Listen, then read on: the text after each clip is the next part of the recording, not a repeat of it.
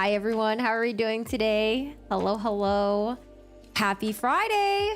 Friday indeed. Which is kind of crazy because a week ago, wait, was I in Japan a week ago? I think so, right? Because I came back on, did I come back Friday? I think I came back on Friday. Okay, fine. Technically a week ago, I wasn't in Japan. I was in the air somewhere. Or maybe I was in San Francisco. No, I think I was in San Francisco. Just kidding. Like, oh, a week ago I was in Japan. That would have sounded way more cooler. But I hope you guys are all doing well. How's it going? And you know, today I've been dragging my feet a little bit to catch up with some of the true crime stuff. We caught up with Letitia a couple days ago, Miss Batshit Crazy Stepmom, and now we're catching up with another interesting person, Lori Vallow. And when I say interesting, you know what I mean by interesting. Batshit Crazy. Hi, Bleep. How are you doing today? How's it going? Did my Discord thing go out? So I started using a new link on Discord where, because I don't know, YouTube streams are kind of weird. Like on Twitch, you can use the same Twitch link and then it'll just take you straight to my like Twitch homepage. But for YouTube, I kept linking it to my YouTube homepage, but then I was like, oh wait, you can just share this button and then it'll just take you directly to my Twitch, my YouTube stream, I think. So does that link work? Is it good? I also don't know because sometimes when I post that link, it's before I go live. So what happens?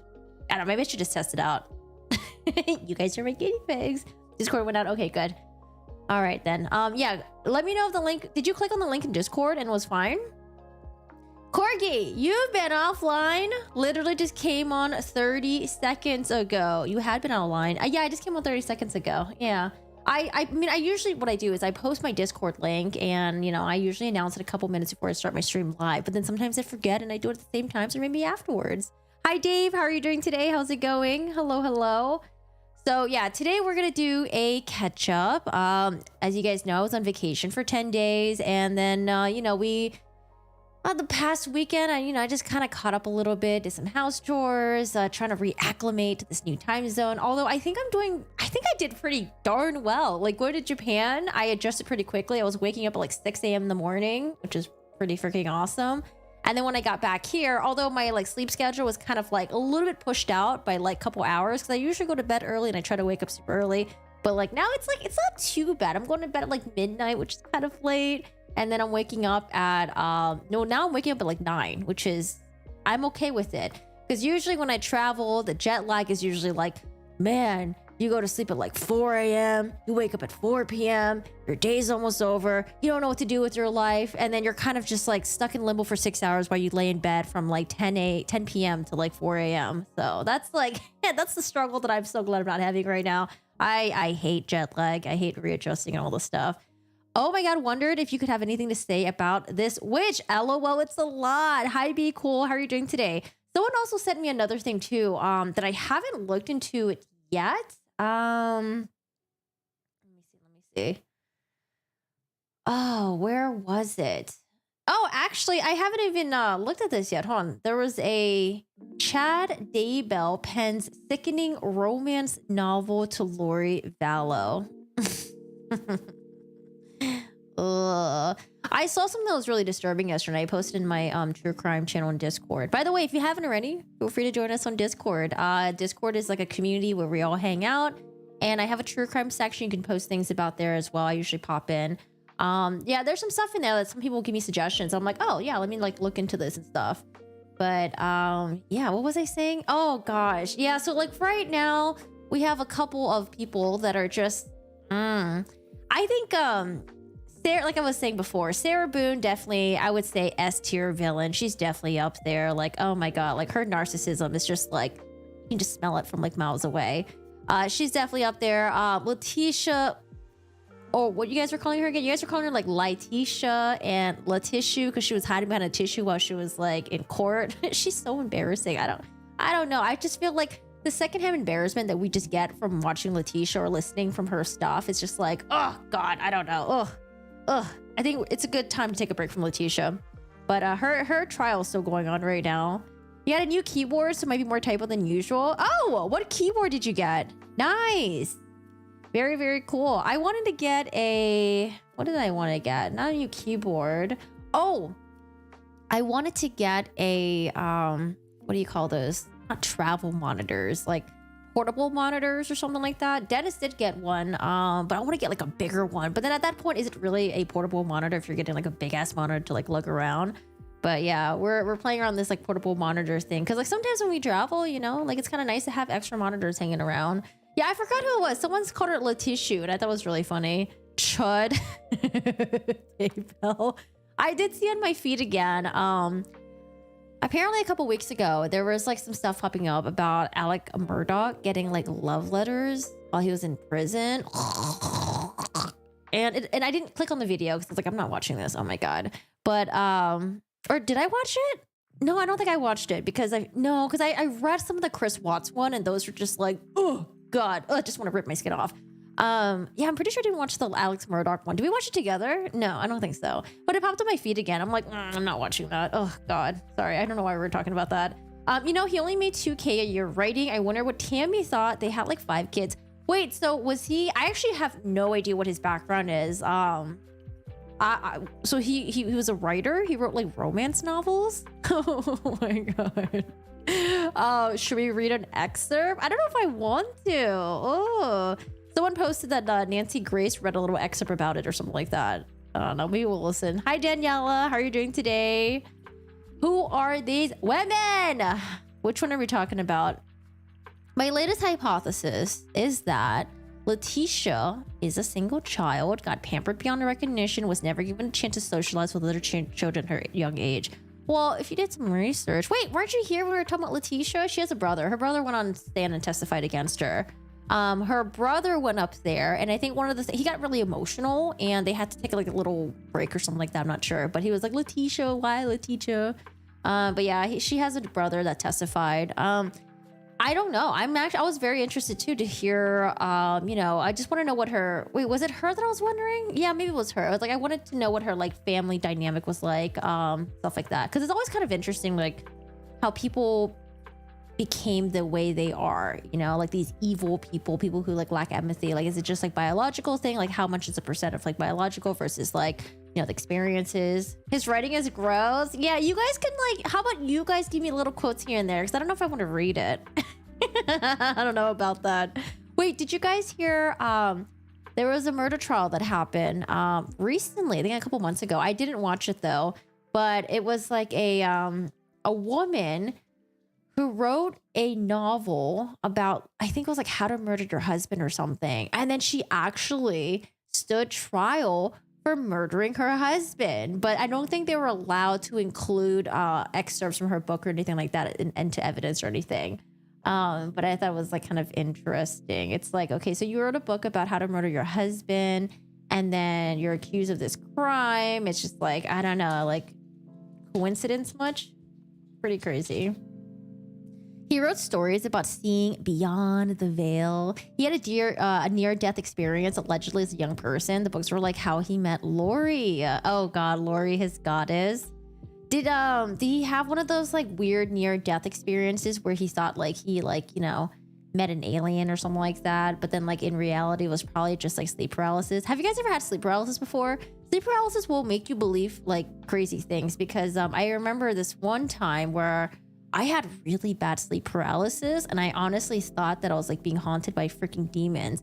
Mind you, I was also very sleep deprived because I was on this like drug binge from Coachella. That's why I don't like doing drugs anymore because that shit fucks with you. It fucks with you if you don't sleep, and yeah. But yeah, I honestly, I remember I was like, that was like the most craziest, or maybe second most craziest I felt in my life. Second most craziest I've ever felt in my life, where I really thought that there were like demons and shit. Like it was really fucking scary. Like I got up in the middle of the night and I just like walked out of the hotel room and the dentist was like, dude, where are you going? I'm like, I don't know. I just got to get out of here. Like I'm fucking crazy here. Wishing you a nice weekend. Thank you, Taxi. I appreciate it. Yeah, I think we're going to stream this weekend and catch up and stuff, but I don't know. We'll see. But yeah, let's get into Lori Vallow stuff. If you guys don't know, I think most of you guys do know, but Lori Vallow is also coined as the Doomsday Mom. Doomsday Cult Mom. And usually when I hear about like Doomsday Cult stuff, I'm just like, oh, that doesn't sound very interesting. Like, honestly, I didn't really care about the case. I didn't really care about the trial. Because I had no idea. I thought she was just like involved in some weird cult stuff, you know, and I didn't really know what really happened. And then I find out that she was I don't know, she was married like about 5 times, and she's accused of she's accused of murdering 2 of her children. And there was a whole entanglement with the family tree, and her brother was accused of murdering her 4th husband. And it is a messy web to untangle. I don't know how the jury is going to parse all this information. Like, I wonder how long the trial is. I think they're on like they're on like week 4 by now or something like that. I'm not too sure. Week 3, maybe. I think the trial started when I was leaving for Japan, right? Or maybe the same week.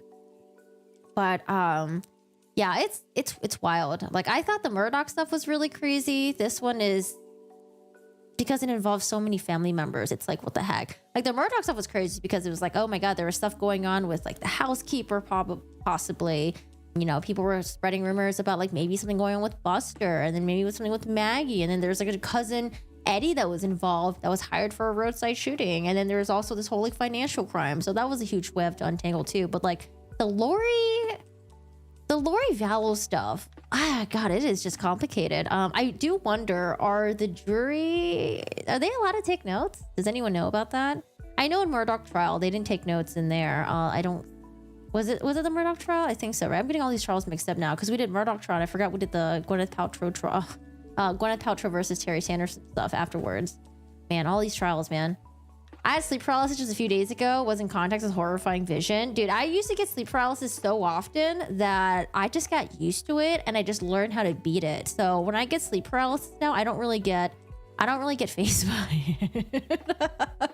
It's like, come for me, sleep paralysis demon. I'm ready for you. I don't care. So yeah, it's just like, yeah. But that's why, like, I don't really do drugs anymore. Well, actually, I don't really do drugs. I don't think I do drugs anymore. No, I don't do drugs anymore. I don't do drugs anymore. But I did have a taste of something recently. But yeah, I don't do drugs anymore because I don't like the, it fucks with your brain chemistry too much. And then also, like, I try to get really good sleep because, you know, like, sleep paralysis is like kind of annoying to go through, even though I'm used to it. But it's like, it's still terrifying when it happens to you, because it really feels like there's something coming after you and you're just helpless and you can't defend yourself. Drugs are bad. Okay. Yeah, drugs are bad. Yeah, Murdoch trial, no notes allowed. See, you guys are here to remind me stuff. I'll be telling my girls how beautiful you are. She calls my mom and tells her, don't do drugs, okay? Okay, all right, guys. Okay, Lori Vallow. Where should we even start with Lori Vallow? I think I wanted to start with, well, let's talk about Lori Vallow's sister. Apparently, Lori Vallow, her religious cult mindset runs deep, because I initially thought that, you know, maybe she met Chad and Chad was the one that got into believing into all this, like, you know, religious stuff where they were special and she was a goddess and they were destined to do something big with their life, and zombies and all types of crazy stuff. Okay, I know I said zombies. But no, and actually it seems that, like, Lori grew up in a household where it seems like her dad also believed in some of this crazy stuff as well. I don't know if it's like exactly the same beliefs, but like maybe it was just like very like strict religious stuff that may seem batshit crazy to everyone else. But it's kind of interesting to see how different people turn out within the household. So Lori Vallow does have a sister, and I think someone mentioned that in their family, was it like 4 or 5 kids in their family or something like that? So let's start off with Lori Vallow's sister. So I have this video here from Law and Crime. Thank you, Law and Crime. I'm sick to my stomach. Lori Vallow's sister blasts her for kid's death in jailhouse phone call.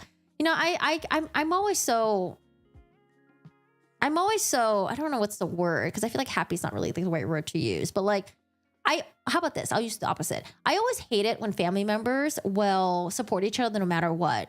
Like, the loyalty is strong. Like, even though when someone, like, you know, like murders another person, they're always going to defend them no matter what, because, you know, they're like familial ties and stuff. I'm like, dude, F that, man. If someone murders someone and you're like, you're trying to cover it up and you're trying to protect them, like what is that one kid? That one kid, he's, Aiden Fucci. Oh my God. Aiden Fucci.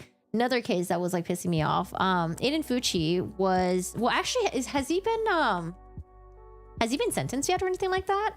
I saw like bits and pieces of his like sentencing trial stuff, but I wasn't really paying attention to it. But Aiden Fucci was accused of murdering one of his classmates, of stabbing her. Was it like more than 100 times or something like that? And then his mom found his bloody clothes, try to cover it up and try to clean it. It's like, dude, if your kid is a monster, why would you want to cover up his crime? He's just might just go out and do the same thing to other people. Like, I don't know, you must really not care for other people, and all you do is just care about your own kid. But I don't know. Sorry, that's like a whole nother rant. Oh god, the Brooks guy. Oh yeah. I listened to his grandmother, I think. Yeah, the grandmother. Jesus, what was my takeaway from the grandmother? When she went up there and did her like impact statement, I think she made it seem like Brooks was like, Brooks is the way he is because of like society or something like that. Like, I don't know. But oh yeah, that's right. He did get life, didn't he? Yeah, he got life. Jesus. But his mom, I think his mom is also being charged as well. And yeah, I think they're gonna go after her next, which is good. You know, when you're covering up someone else's crime just because you're family, it's just like, I don't know, it's just crap. Did you guys ever hear about this one story? I did mention this recently, but I'm going to mention it again because I always thought it was very interesting. There's this, oh God, I don't know the exact details, but there was this, I want to say it was like a teenager. Teenager went over to his friend's house for a sleepover and disappeared, okay? Family couldn't get in contact with them and had no idea where they were. Family goes in contact, obviously, the teenager's friend's family that they were staying at, and was like, hey, like, you know, my kid went to go sleep over at your place, and like they can't contact him. They haven't been back. And the family's like, oh, I don't know what happened to them. I don't know. And they were being very unhelpful in the investigation. It seems like they didn't know where the kid was. And come to find out, the kid was invited into the sleepover. Was it drug involved or something like that? I forgot. But all I know is like, ended up getting murdered by either the two brothers or either one of the brother and like the friend or something like that. Ends up getting murdered, and the entire family, okay, the entire damn family engages in the cover up. Okay, you got like, I think the mom was involved, the dad was involved, and the two brothers are all covering up. They're hiding the body. You know, they don't care that this family can't find their kid. They don't care about that. All they care about is themselves, right? And so they do this cover up, and of course, you know, they don't find the body, and like investigation kind of just like stalls because like they don't know what happened. And then I think a couple years later, something went down between the two brothers. I don't remember what, but basically one brother got really pissed off at the family or something, and was like, you know what? F all of you guys. I'm going to tell on all of y'all. And he basically went to the cops and just ratted his entire family out. But he was involved in it too, so I'm sure he definitely got in trouble with himself. But oh God, just like hearing that story just like really like makes my blood boil. It's just like, how do you cover up for other people like that? I don't know. If I knew anyone that like murdered someone, dude, I'm telling on y'all. I'm a snitch. I'm going straight to the cops. Your sister took the stand and put 114 stones one by one in a jar for the amount of times he stabbed Tristan. Oh, her sisters. Both of my parents had at times to be very abusive. I struggled for decades talking to them about this, about people outside of the family due to loyalty concerns. I found this so hard to come with terms with. I don't know. Like for me, like it's just like family. I don't know. It's like, you know how people are like, oh, blood is thicker than water. It's like, sometimes it's not, you know? Sometimes people feel like they're obligated to family just because they're family. But I feel like, you know what? If your family's toxic, if they're abusive, like, nah, snip it. Bye. Go make some relationships with the water people, okay? Hi, Black Pope. How are you doing today? How's it going? Especially if I could get some reward money already. You know, I feel like those reward monies are always like, do people actually get paid? I feel like there's probably so many what's the word that I'm looking for? Like I feel like the people that like do things like that and like say they'll like rat out someone, or they'll like give a really good tip that leads to like the investigation, like to like find the person. I don't know, do they really honor the reward thing? I was always very like sketched out by that. I was like, do they? Like, especially if it's like by like the police department or something like that. Like I just wonder, like, do they really give the money out, you know? Because, you know, sometimes when you guys go to the store, right, and you buy something, it's like, oh, here's a coupon for your rebate, okay? Get this $100 rebate, and all you have to do is mail it in, and then you try to send in your rebate in, and they're like, oh, you know what, actually, you don't meet the requirements for this, this, and this, and this, and like, yeah, we can't give you the rebate or something like that. I don't know.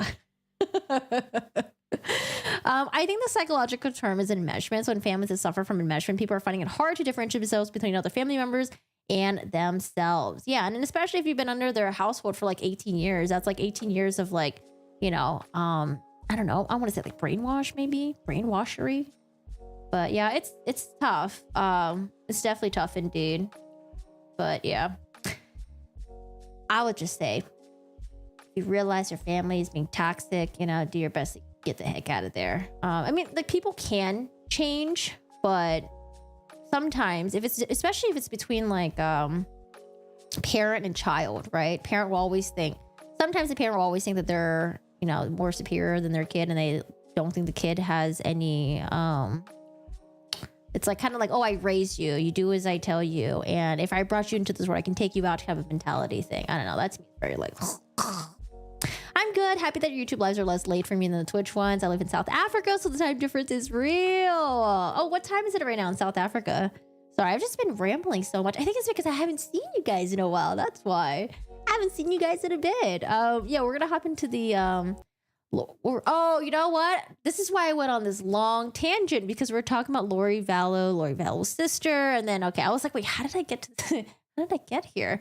Hi, Valve. How are you doing today? How's it going? I know, right? Like, how are you going to take money from a groom family? That's who offered. Depends on who's offering the money. I mean, you know, if it helped, it helped, right? I don't judge, you know, I don't judge. But I always wondered I've always wondered when like police and FBI, when they do like those reward money, like, do they really pay the people? I mean, I hope they do for helping out, you know, and for giving good tips in.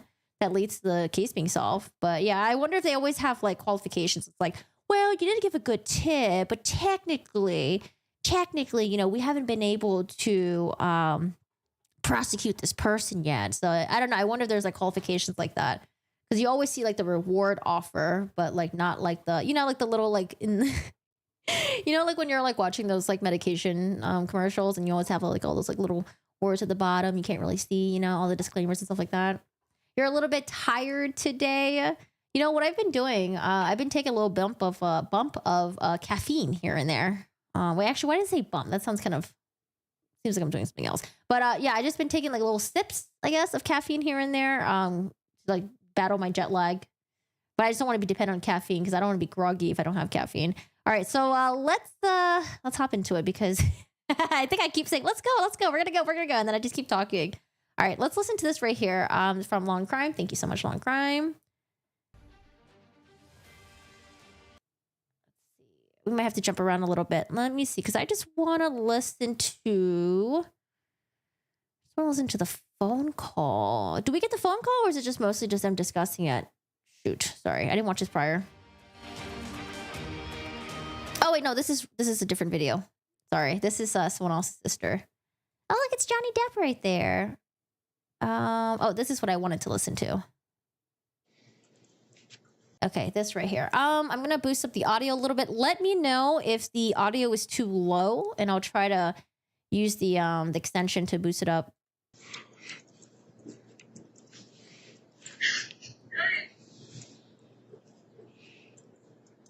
How are you? Oh, good. How are you? Can you guys hear? It's like we can hear, but it sounds really distant. So I'm assuming this is Lori Vallow's sister. This is Lori Vallow right here. I don't know the age difference. I don't know if it's like older sister, younger sister. Maybe it says in the description. So Lori Vallow Daybell's sister, Summer, testified in the Doomsday Cult's mom's triple murder trial Tuesday. Oh, that's right. I forgot triple murder trial. I think initially I mentioned that Lori is on trial for the murder of her 2 kids, but they are now including in Chad Daybell's ex-wife in it as well.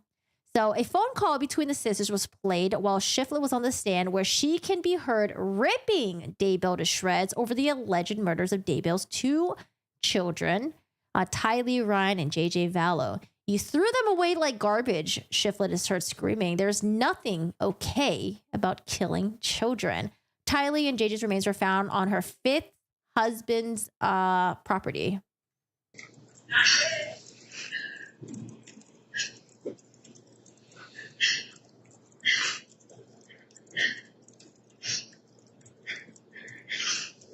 Is that the sister that's crying right now? I wonder what Lori's demeanor is going to be like. Any empathy, sympathy, anything at all from her? I don't know what to say. I'm willing to listen if you want to talk to me. I just don't know what to say. I don't know what anybody knows. I've been in isolation for 2 weeks, so I don't know anything. I don't say anyone. Well, I know that they felt Tylee's very inoffensive attack. Oh yeah, it seems like the sister's crying, and then Lori Vallow's just like, I don't know anything. I don't know anything at all. Very much a backyard. And we don't understand how that happened or why. And you didn't tell us.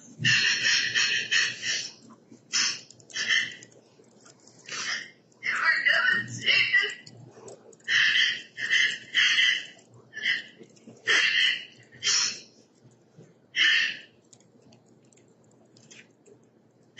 Did you know they were there?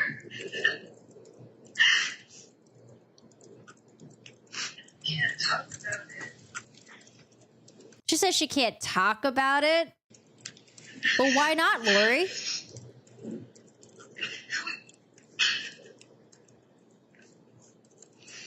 don't know what to say, Lori. You know how much I love you and Alex. It's just sick of my stomach. I didn't think anything but you never let anything happen to the kids and just let me throw it away like garbage. And you take that. Oh, that's where she said you just threw them away like garbage. And you would let this. It's too painful. I think I let that happen. Yes, I do. Thanks. Is there another explanation? I'm willing to hear it. I don't want to think it. Absolutely, but I can't talk about it. You went off to Hawaii and were dancing on the beach while you're... God, she just sounds like she's just devoid of all emotions. Lori's all about Lori. Has there been any psychological evaluations done on Lori? Have they diagnosed her with anything? I'm just very curious. through the ground. You had my help when they went there. I just can't understand. I don't understand. I don't understand. I want to believe the best in you. I really do. I love you with all my heart. It kills me. You're just little kids. I don't understand. You were dancing on the beach while your kids were buried on the ground. They went to Hawaii, right? To celebrate or something like that? I might be getting all my timelines mixed up. Was that when they were in Hawaii?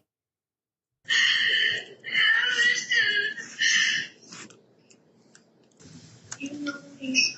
That's what I thought. You still do. Lori, if you let that happen to them and didn't tell us and just to be in the ground like a piece of trash, then I don't know you because you would have never done anything like that. That's correct. And if you knew and didn't tell us, that's not okay. We love them. We would have taken them. We would have taken care of them. You could have gone out and done anything you wanted. That's what you think? I don't know what to think. No, you haven't told us anything. We believe you. We stood up for you.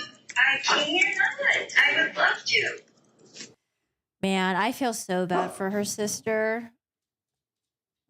I feel so bad for her sister. It's like nothing she is saying is getting through Lori. Lori's just like calm, collected, just answering nonchalantly. And it must be so frustrating.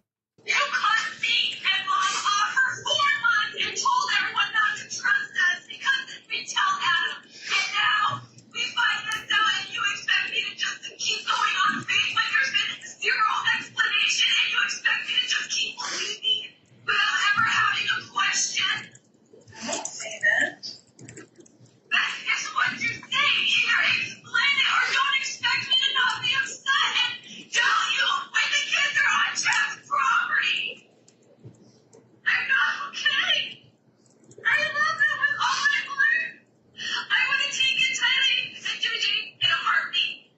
Yeah, her kids were murdered and they're just buried in Chad's property. And when she found out what happened to her niece, because for some reason, we don't know why, but Lori's older daughter, I think was she 17 at the time? Lori's older daughter was found with her hands cut off.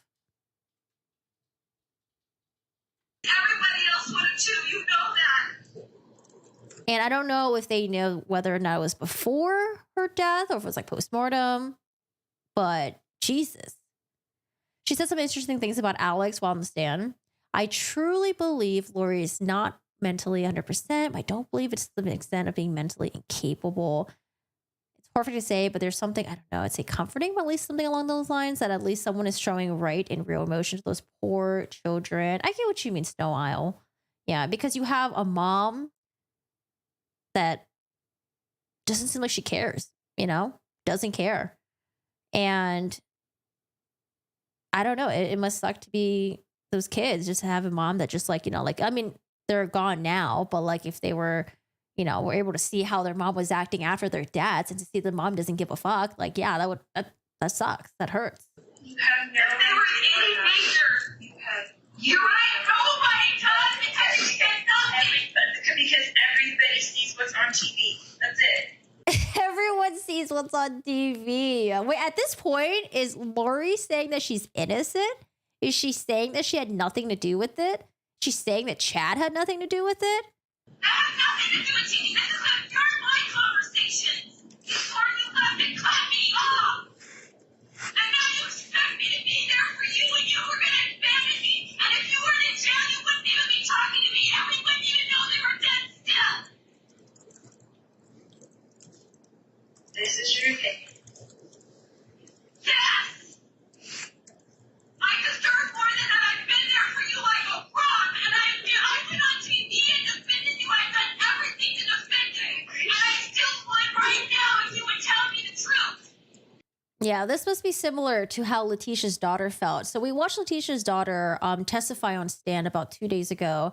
And her daughter initially believed her mom, couldn't believe that her mom had anything to do with the disappearance of her stepbrother. They went on this road trip, and come to find out that the road trip, well, the mom had the stepson's body in the suitcase the entire time. And then she just dumped his body like it was nothing over a damn bridge. And, Letitia's daughter said that she defended her mom. She believed that her mom was not a murderer. And it must be tough. It must be tough because I don't blame family members for wanting to defend other family members because they think they know them so well. It's like, oh, I've only seen this side of them. Like I can't even conceive the idea of growing up with someone because they're siblings, right? Growing up with someone that could potentially be a murderer, especially someone that would murder their kids. So I don't blame them for stepping up and defending them initially. But with the examples that I was giving earlier, it's like, oh, you knew your child was a murderer or your sibling or whatever was a murderer and you defended them no matter what. Fuck that. But this is that must be so heartbreaking. She probably defended Lori. And then now she's like, well, Lori, what is the truth? Why aren't you telling me the truth? What happened? And Lori's just like, I can't say anything. You're just watching everything that's on TV. I don't know. Lori, oh, God. I would love to. No, be cool. Don't say that. Don't say that. No. Well, then, you didn't want to in October, November, December, January, or February. When you weren't in jail. Why didn't you tell us then? Well, you didn't call me when Alex died, which now I'm glad it's gone. If he was a part of this, but you didn't call to tell me Alex died or that your kids are gone, nothing. So Alex Cox, that was Lori's brother, right? I think that's the Alex that she's referring to. Lori's brother. Oh, it's their brother. Sorry. Yeah, their brother. You don't think that's going to cause pain throughout our entire family? That's related. That's just the way You it don't is. think I did things? No, I don't. I think you were dancing on the beach having a great time. Getting married.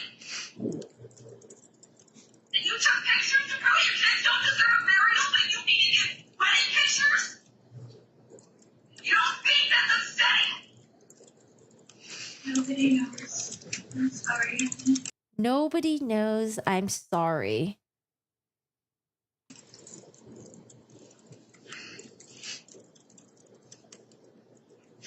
And nobody knows except for you and the Lord. Yeah, ask him. Oh yeah, ask the Lord. Ask the Lord. The Lord will tell you whether or not I was involved. I have. And guess what? I don't have one scripture that says it's okay for children to be thrown away like garbage in the ground. Lori's like, well, you're reading the wrong scripture. You don't have the scripture that Chad and I have access to. That's okay. There is nothing in the scriptures that is godly about hurting a child. Yeah, what scripture? Nothing. What scripture is Chad and her reading? They deserve a proper burial with family that loves them at the least.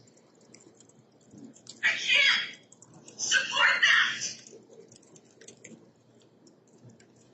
That's hurtful to everyone. That's the most selfish, incredibly selfish thing I can think of. I can't think of anything worse. I don't understand. I don't understand. This is not my Lulu that I've known and loved. I've never even seen you get stuff with your kids. I went to bed and you said that to him.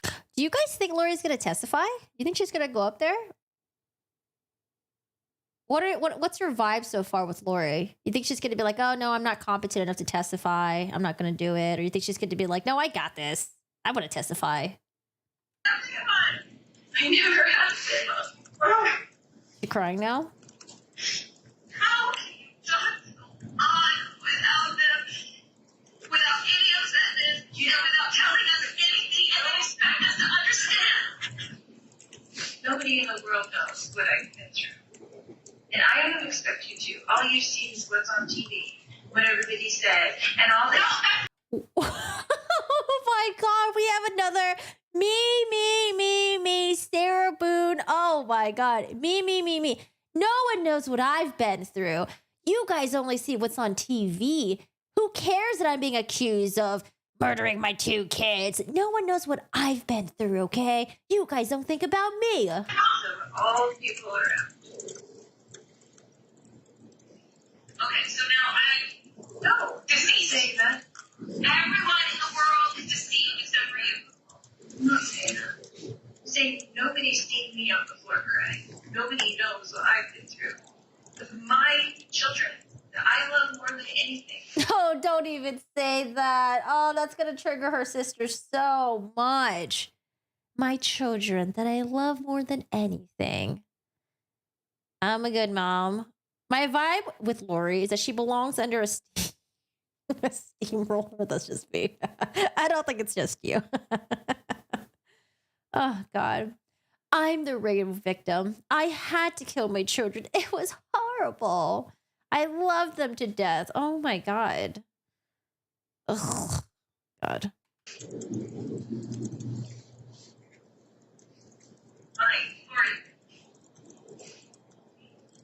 You were dancing on a beach with a smile on your face, taking wedding photos. Trying to go on with life. You don't see happy, trying to find some kind of happiness. You think I wanted to be alone? Wait, what? Hold on a second. Do we have images of Lori Vallow and I think we do, right? Oh my God. Okay. I'm going to piss you guys off even more. Lori Vallow. I think this is what they're referring to. Lori Vallow is posting pictures of I think her and Chad getting married in Hawaii or something, prancing around the beach.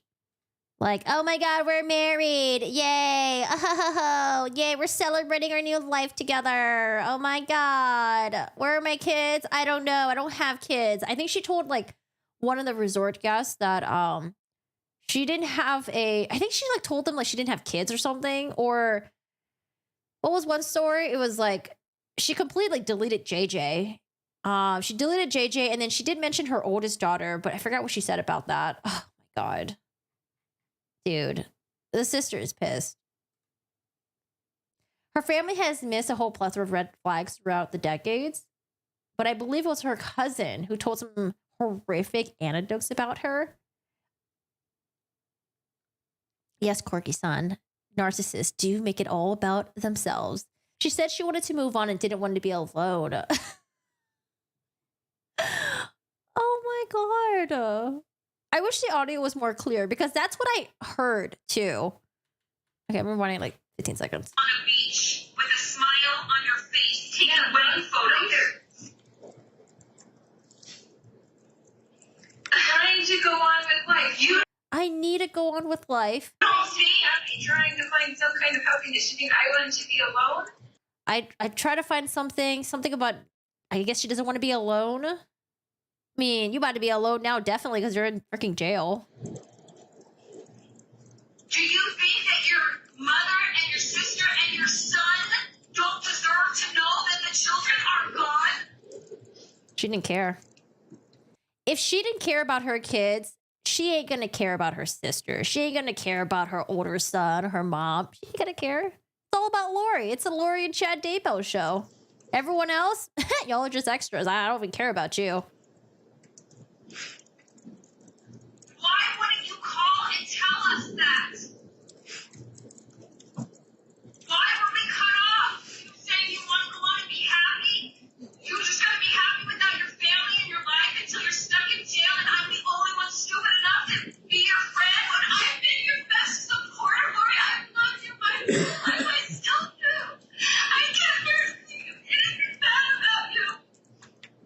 It hurts me.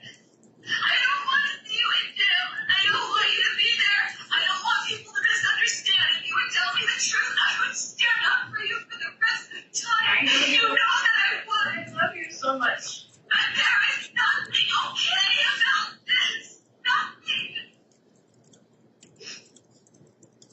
If you think it's okay, oh. Well, I think the reason why she's still saying like I love you so much, whatever, during this jailhouse phone call is because she wants the truth from Lori. She wants to hear it from Lori's mouth. She wants to hear exactly what happened, what went down, and what went through Lori's mind. So I think that like deep inside, she probably still had some love for her sister, but I feel like she's saying it more just so she could like try to appeal to emotions, maybe try to get her sister to like, okay, fine, I'll tell you or something like that. But it probably didn't work, right? Lori is on a whole different type of juice that she's sipping on. You have to say about this. It's okay. This is okay. Nothing about this is okay, Summer. Lori, we have all read the scriptures. I know you told me about a lot of your spiritual experiences. You know I've tried to support you in all of them. Wait, quick question. Did Lori Vallow, did she do drugs? That's a real question. Did she do drugs? Was she on like some crazy drugs or something like that? That's why she was like into this whole like spirituality thing. And maybe she was like, I just want to know how she believed that there were zombies. That's all. The authorities asked her to call. She's now lonely and more unhappier than she ever was when the children were alive. Funny how that works. I don't know. Someone as delusional as Lori now, maybe she could, I could totally see her as like still being happy. Like she's like, okay, I did what I had to do for the greater good.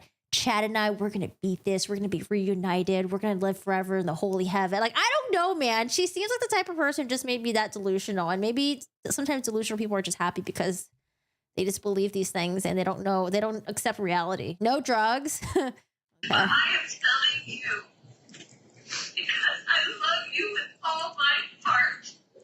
Please consider that Chad has lied and been deceived, and that you have been deceived, and that this is not what you think it is. There is nothing okay about killing children. Nothing. And even if you didn't kill them, and Chad didn't kill them, and Alex didn't kill them, you threw them away like garbage. In the ground, you tried to fall the bird. Think I did that to you? I can't handle that. And threw her in a bag. Stabbed her. You know that's such a great thing. You let them do that. I don't understand. It's so painful. I can't even tell you. I don't know what else to say, but please consider that you have been deceived. And that is not Christ-like. There's nothing good. Stonewall says she wanted money to profit from the destruction she caused, by the religion thing. You see it as a front for when the truth at the root is human greed. Her cousin said that some interesting stuff about the family dynamics. I feel for Lori's poor sister. I know how futile it is to try to reason with a disturbed person. Yeah. She's been flirting with her attorneys? Who, Lori? There's nothing good in that. That's not a test for you. They were innocent. And they were loved. And they didn't deserve to love them their whole life. They took care of them their whole life. Nate. Then why would you let me carry that way? I didn't. Well, then come up with an explanation publicly. Jesus. Tell me the truth. Lori Vallow's Daybell's sister testifies in Doomsday Cult. Oh God, sorry. It's so many possessives. It's so hard to read this. Tell me the truth. Okay. Wait, why is that there? Lori Vallow Daybell's sister testifies in Doomsday Cult. Doomsday Cult mom's trial. There you go. Oh, tell me the truth. Okay, it's a quotation. Good morning, Ms. Schiffler. Good morning. Can I please have you state your full name and spell your last name for the record? Summer Shiflet, Shiflet. What? She checked into life insurance for her. Wait, how much life insurance did she have on her children? Ms. Schiffler, how do you know the defendant in this case? Oh my God. Do you think she was trying to cash in on the life insurance so she can fund her new life with Chad? And her kids were just getting in the way of that, which is like so weird because, like, first of all, Tylee was, I think she was like 17, right? She's about to be adult soon. Okay. You only need to take care of her for like another year. All right. JJ, apparently he has like a whole other like extended family that freaking loves him that probably would have been happy to take him. Like Lori Vallow had so many other ways to deal with this. And she just chose to like, nah, I need to murder the kids in order to move on with Chad Daybell. Ugh. She's my sister. Lori Vallow Daybell. You're fine. She's my sister. And is she your older sister? Yes. Older sister. And this is obvious without asking, Ms. Schifflet, but can I have you clarify for the record how that makes you related to JJ Vallow and Tylee Ryan? Tylee and JJ were my niece and nephew. And did you... I'm sorry to interrupt you, Ms. Schifflet. If you don't mind, if you can kind of lean Hold on a second. Oh, they're going to get her to talking to the microphone. Okay, because it's a little low. forward right to the microphone and talk into it. We'll make sure to pick up the recording. Thank you. And did you play an active role in your niece and nephew's life? Yes. Hold on, no, I still need to bump the audio a little bit. Is it Sound Fixer? Sound Fixer. Let's see.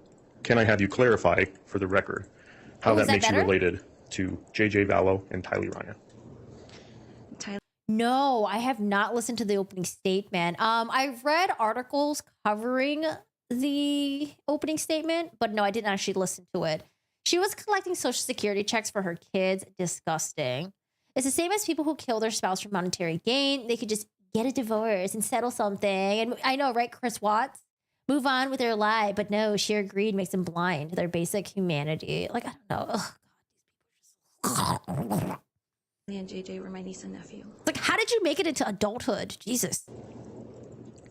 And did you... I'm sorry to interrupt you, Ms. Shiflet. If you don't mind, if you can kind of lean forward. And did you play an active role in your niece and nephew's life? Yes. Oh, she was close with them. When were you first made aware that your niece and nephew were missing? I think through the media, but... She found out through the media. Oh my God. That's why Lori Vallow kept saying that, like, oh, you only know from what you saw on TV. Oh my God. I can't imagine being an aunt to these kids and you find out through the media, through TV or whatever, that something may have happened to them. Oh my God. December of 2019. So months after And at that time, the alleged December murders. of 2019, were you in contact with your sister? No. Were you aware of where she was located at that time? No. Ms. Shiflet, have you had a close relationship with your sister? Yes.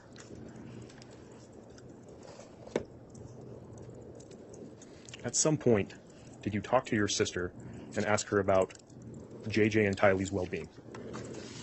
Yes. I think our first contact was in February of 2019 after she had been arrested. And what did she tell you about JJ and Tylee?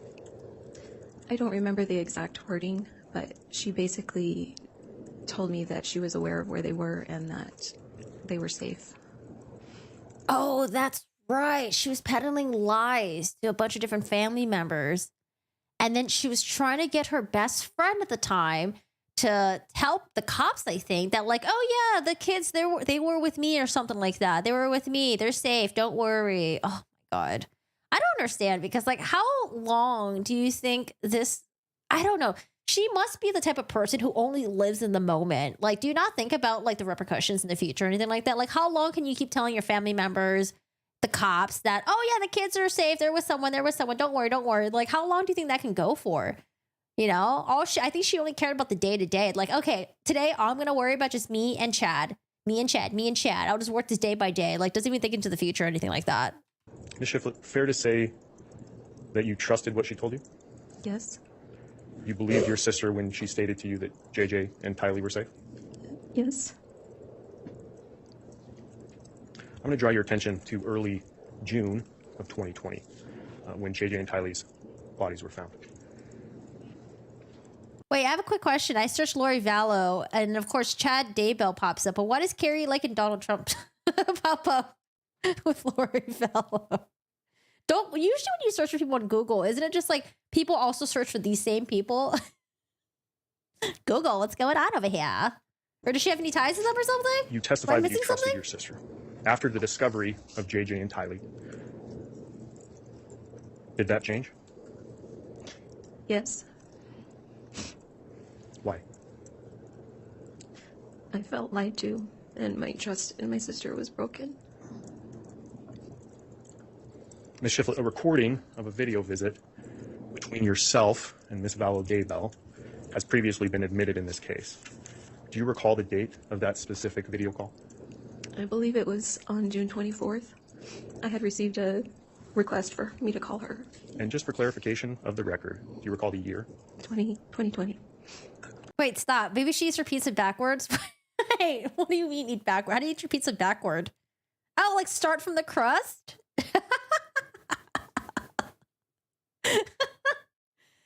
The fact that she said Tylee was at BYU is beyond insane. Did she not think that that would go bad at some point? I don't know. It seems like she only just thought of what was going on in the moment. I don't understand when people concoct these lies like this, where it's like, hello, you're obviously going to get caught soon. You think people aren't going to keep asking? You think people are just like, okay, well, I'll take your word for it and just forget that you had kids? Like, no, they're going to be like, hey, you know, birthday, yearly stuff, like Christmas, Thanksgiving, like there's no pictures of them, especially at the wedding. You had a wedding in Hawaii. Where are your kids? They're not in the wedding picture. So if they're not with you, then where the heck are they? So weird. Crust first, heathen. The true way to eat pizza is from the center.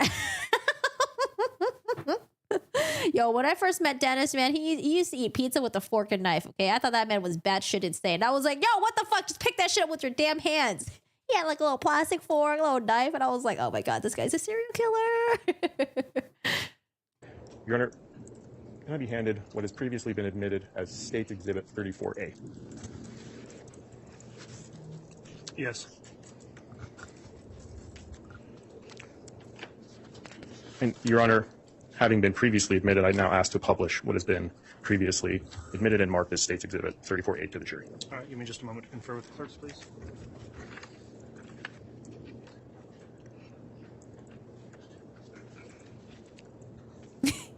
Wait, what commercial was that? I want to look it up now. All right, permission to publish is granted, Mr. Ramel. Thank you, Judge.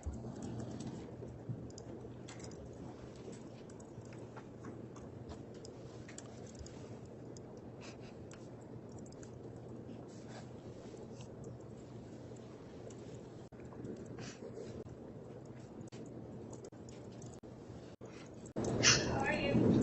Not good. How are you? Oh, this is the beginning of the phone call. Let's listen to the beginning because I do want to hear how the conversation initially starts and then how Lori Vallow is either going to change her demeanor towards when she was being confronted by her sister. So listen to the beginning a little bit. I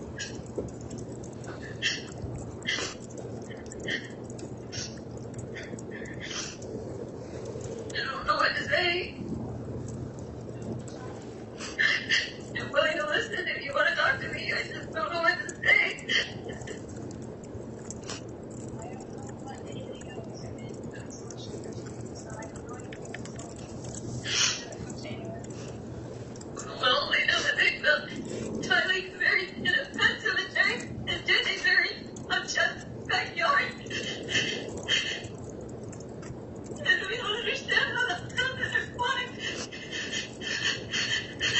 Yeah, it's really hard to understand. So it seems like Lori nonchalant, and then her sister's like, you know, Tylee and both JJ were found in Chad's backyard. Like, what the heck? Tell us. They were devastated.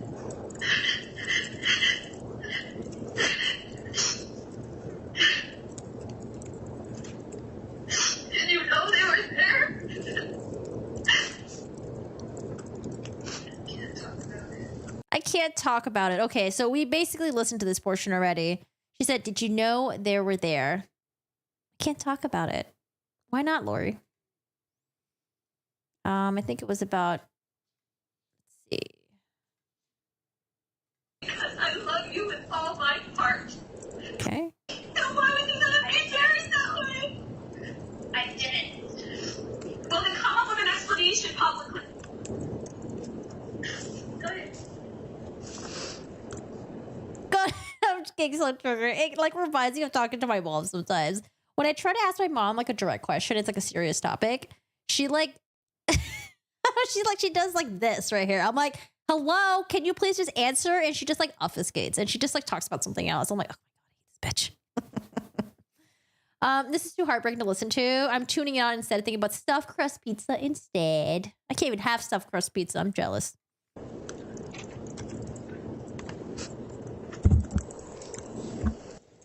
Sorry, I was going on a whole rant about my mom yesterday when I was playing Resident Evil. Oh my god, she triggers the shit out of me. Foundation to give some background here.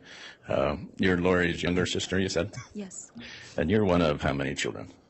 I'm the youngest of 5. Oh, youngest. Oh man, and then Lori, is Lori the oldest? She said Lori was older than her, so like Lori must have taken care of her or something like that. Yeah, I'm lactose crap intolerant, okay? Oh god. I keep telling people like I'm just ready to die so I can reincarnate into someone who's not lactose intolerant, not allergic to soy, and is reincarnation the thing? Please let it be. I want to have cheese again. I can take dairy pills though, but I have to eat like half a bottle before like, you know, so I don't like die or anything. Well, not die, but like I don't like get the stomach pains. Tell me if anyone hears her sister say anything about their brother. Alex was part of this. She was glad he died, even though, yeah, I heard about that part too. We were listening to the call about like 10 minutes ago. I heard that too. I think she said she was glad that he died, but I don't know if the audio was just not great. And I was like, maybe I didn't hear that. But yeah, you're right. It did sound like she said that. She was like pissed at Lori for not telling her that Alex had died, which is their brother. And it seemed like she said that like, "Oh, I'm glad that he died," or something. And I was like, wait, what? But then she said a bunch of other things that just like caught my attention. Yes, you're incarnating into an Arctic lemming next. The heck, a lemming? What's a lemming? Like a sloth or something like that? Who's the oldest child? Stacy, my oldest sister. And is she alive or is she deceased? She's deceased. And did she have any children before she died? Yes. And who would that be? My niece, Melanie. Okay. Is that who we've heard the name Melanie Bedreau or Melanie Pulowski? Is that Stacy's child? Oh, Melanie. Okay. Remember the family tree that we talked about? So for some reason, they kept bringing up Lori Vallow's niece. Lori Vallow's niece, I guess, is her oldest sister's child, and she remarries with this guy who apparently may have the same beliefs as Lori Vallow and Chad Daybell or something. I remember reading that somewhere. They have a propensity to walk off cliffs. Okay, so if I turn into a lemming, that means I'm just going to reincarnate to an ant pretty quickly. Yesterday, they found Alex's fingerprint and palm print on the plastic that killed JJ. Oh no. So you guys think that it was the uncle that did it? Alex Cox? Why was Alex Cox killing people for Lori? What kind of relationship do they have? Was it like a weird like Jamie Lannister and like Cersei type of relationship? Like, why would he be doing this for her? Yes. Okay. And then who's next after Stacy? Alex. And then Alex Cox is who we've heard that name during this trial as well. How much older is he than you? I think 8 years. Okay. And then who's next after Alex? Adam. And oh, Adam they're the two Cox, youngest. Where does he live now? St. George, Utah. Okay. And then Wait, Wait. They found Alex's fingerprint and palm print on the plastic that killed JJ. What does that mean for Lori's case then? Because if they end up proving that Lori wasn't actually the one that murdered her kids, didn't bury them, maybe she knew that was gonna happen. Like, how is she gonna wait? Hold on, how is it gonna mess up with her charges? Maybe she's gonna give a clue soon. This is the niece that Chad said her husband. Wait, this is the niece that Chad said her husband was gay. She left him. Oh, that's right. And then Alex tried to shoot Brandon. Oh my God. Yeah, I vaguely remember all that shooting thing. Oh my God, I forgot. Thanks for reminding me. He was a friend of Charles Vallow. Yes. Okay. And then who's next after Adam? Well, Lori. my parents had a child that died. Her name was Laura Lee. We called her Lolly. But she died. She died before I was born. Okay. How old was she when she died? 6 weeks. Okay. Aww. And then after her, who was next? Wow, that's tough. I can't imagine being pregnant for 9 months and then giving birth and then having that child with you for 6 weeks and the child dies. That's really sad. And so Lori is how much older Tough. than you? 2 years. And so you and Lori grew up together? Yes. And you grew up together where? In Rialto, California. And how old were you when you moved away? Rialto? Wait a second. How far away is that from me?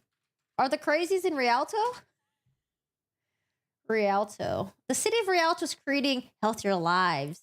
Where's Rialto? Oh, San Bernardino. Oh, that's pretty far from me, actually. San Bernardino.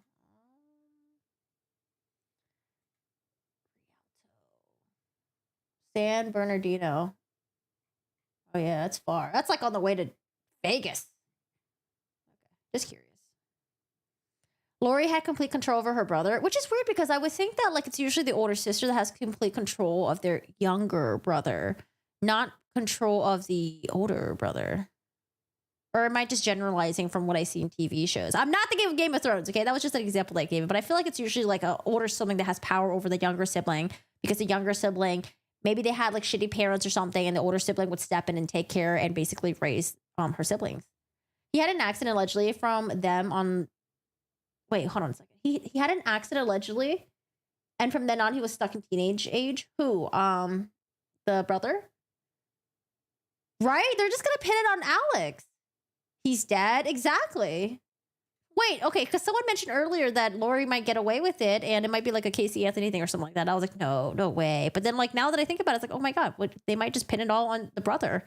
And then, I don't know, you said that there's a fingerprint on the knife that was matching the brother to the knife that stabbed JJ.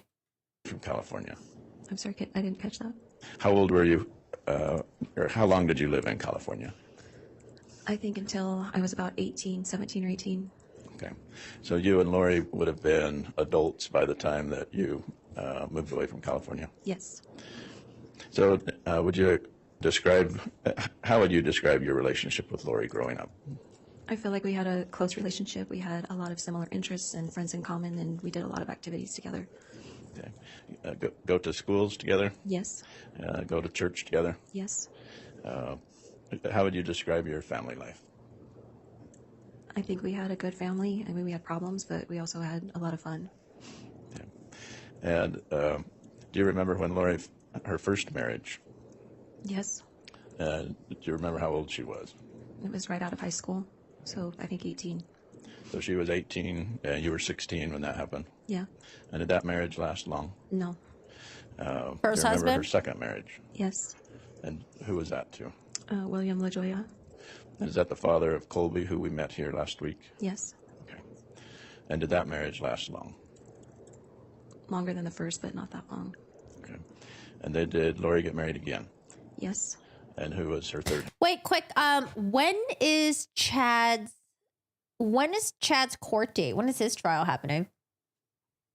There are crazies everywhere. I grew up in Idaho. Most of my friends were Mormon. One married a Mormon girl from San Diego. She came at him with a knife. Some crazies in that world. Honestly, like, how old was she? Was she young?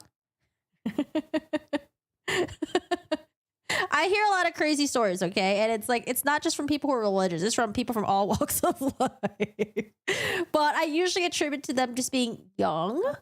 But yeah, if you're in your 30s, 40s, 50s, I don't know, that's some unhinged shit. Pretty young. Yeah, you know, maybe she just thought she could just like be scary and threaten with a knife or something like that. I don't know. Husband. Joseph Ryan. And is Joseph Run away though. Run as far as you can, man. Don't get into those relationships. Let them grow out of that phase and then maybe revisit them in a couple years or something. Ryan the father of Tylee Ryan? Yes. And during this time, No, I haven't listened to it yet. I think I have it on my watch list. But we just listened to the phone conversation with her and her sister. Have not listened to the one with her son Colby yet. Yeah. Tylee Ryan? Yes. And during this time, She's cold, these heartless. relationships that Lori was having, did you stay close with Lori? Off and on. When did you get married? In 2000. And so did you have your own life that you were trying to live as well? Yes. And did you try to maintain good contact with Lori? Yes, but we lived in 2 different states, so it was more challenging. Okay. And you have children of your own? Yes. And how many children do you have? 3. And do you recall when Lori separated from Joe Ryan? Yes. And did Lori protect Colby and Tylee from Joe Ryan? She was nuts. He bought a plane ticket in the middle of the night and left while they're on vacation. Oh yeah, heck yeah! She came in with a knife. Get the heck out of there. GTFO. Yes. All right. And so I'm just saying that I was asking if she was young because young people tend to do stupid things and they tend to like emulate things that they see on TV and they don't really like understand how serious it could be. Like I don't know. I feel like sometimes like when you watch like back, I don't know, they still do it now, but like back in like the 90s or thousands, right? You'd see like the scene where a woman gets offended and she like slaps the man or something like that. And people kind of like see that. And they're like, oh, maybe it's okay to slap men like that, you know? Yeah, I don't know. Sorry. No, what are we talking about? when you talk on this phone call with your sister Lori, that you would have never done anything to harm your children. Is that the way you felt? Yes. And that's because of seeing her raise Colby and Tylee and JJ. Yes. Did you also get to know Charles Vallow? Yes. And how did, if you can briefly tell us about the relationship between Charles and Lori? I think they had a great relationship in the beginning, and again, Charles is the one that was murdered by Lori's brother, Alex Cox. they seemed very compatible, and they seemed very happy. And they adopted JJ? Yes. And were you involved in your sister's life when that happened? Yes. Poor JJ, man, gets adopted, the dad gets murdered, and then the mom. Were you involved in your sister's life when Lori and Charles separated? Yes. Were you aware that Charles had filed for divorce? I'm not sure if I knew that until it came out in the media, because I don't think she was ever served. Okay. And then they, as far as you knew, they had reconciled. Yes. So were you a part of Lori's life when Charles and JJ moved to Texas? Yes. Not as close, but yes. Okay. Were you a part of Lori's life when the whole family had moved to Hawaii? Yes. Now, was Hawaii a destination that your family had gone to as well when you were a child? I had been there one time as a child, and then I didn't go back again until I was a married adult. Okay. Oh, I'm sorry. I did go back one time before I got married, so I had 2 trips before I got married. Okay. And so was that a place that your father and mother had taken you and the family? Yes. How did you see Tylee grow up? Yes. How would you describe Tylee? I would describe her as beautiful and witty and very talented in a lot of different ways. Did she have health issues in her life? Yes. Do you remember what those were? She had pancreatitis several times. And do you know what that is? It's a swelling of your pancreas. Was that something that required hospitalization? Yes. I wonder before this, were there any signs of child abuse that you guys heard of or anything like that? Was there anything leading up to this? Like maybe like she was slowly trying to find other ways to get rid of her kids? I don't know. She brings up pancreatitis. It's like, you know, I wonder if she tried to like get her kids to like die. other ways. And were you able to see Tylee and Lori together? Yes. And can you describe that? I think Lori was a loving mother, and Tylee adored her mother. They fought sometimes. Tylee had a little sassy streak in her, but I always felt like Lori was very patient with her. Were you ever concerned about the safety of Tylee around Lori? No.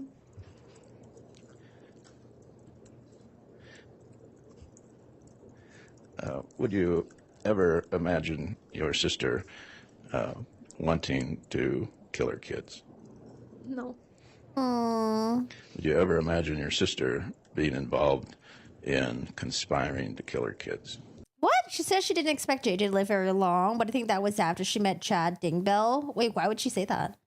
Finally, some more nice things about Tylee. Weirdly, the way they portray her is so unfair. What did they say about Tylee? I haven't heard anything about it. No. Now, the way you were you raised in a way to believe in Jesus? I heard whispers long ago that she has some strange resentment. Lori did. Oh, there are some mothers that are jealous of like their daughters because like they don't want their beautiful daughter to attract their new husband or something like that. Like you hear some really weird stories about that. Despite how close they seem, but I'm not sure about that though. Yes. And the Jesus that you were taught about, was that a Jesus who was kind and loving? Yes. And is that how you were taught? Yes. And is that how Lori was taught? Yes. And is that how Lori taught her children? Yes. So, did you ever hear your sister talk about multiple lives? She and Alex had both mentioned that to me, I think in late 2018. Okay. The first time. Was that something new? 5 years ago. Yes. Was that something that you had been taught as children? No. Did you ask Lori where this new belief was coming from? I don't know if I asked her that directly. Did she talk about multiple creations? Yes. Being reincarnated as different people over the eons of time. Is that what she was telling you? Not with the word reincarnated, but Man, I wonder if my sister came to me and started telling me these like things, like talking about like reincarnation and stuff like that. I wonder how I would take that. I think initially I probably think she's like on a spiritual journey, but it really depends on how like batshit or like unhinged it sounds, if it like affects me and other people. I wonder how I would react to that. I feel like me and my brother and I would just make fun of her behind her back or something like that if she ever came up to us and said stuff like this. yes. I don't know. So they weren't using the word reincarnated, but multiple probations, multiple creations. Correct.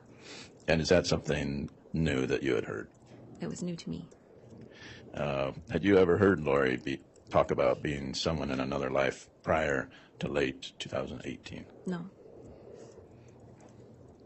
Because like Buddhism, they believe in reincarnation, right? I guess it depends on like how it's pitched and whether or not they're trying to convert other people around them.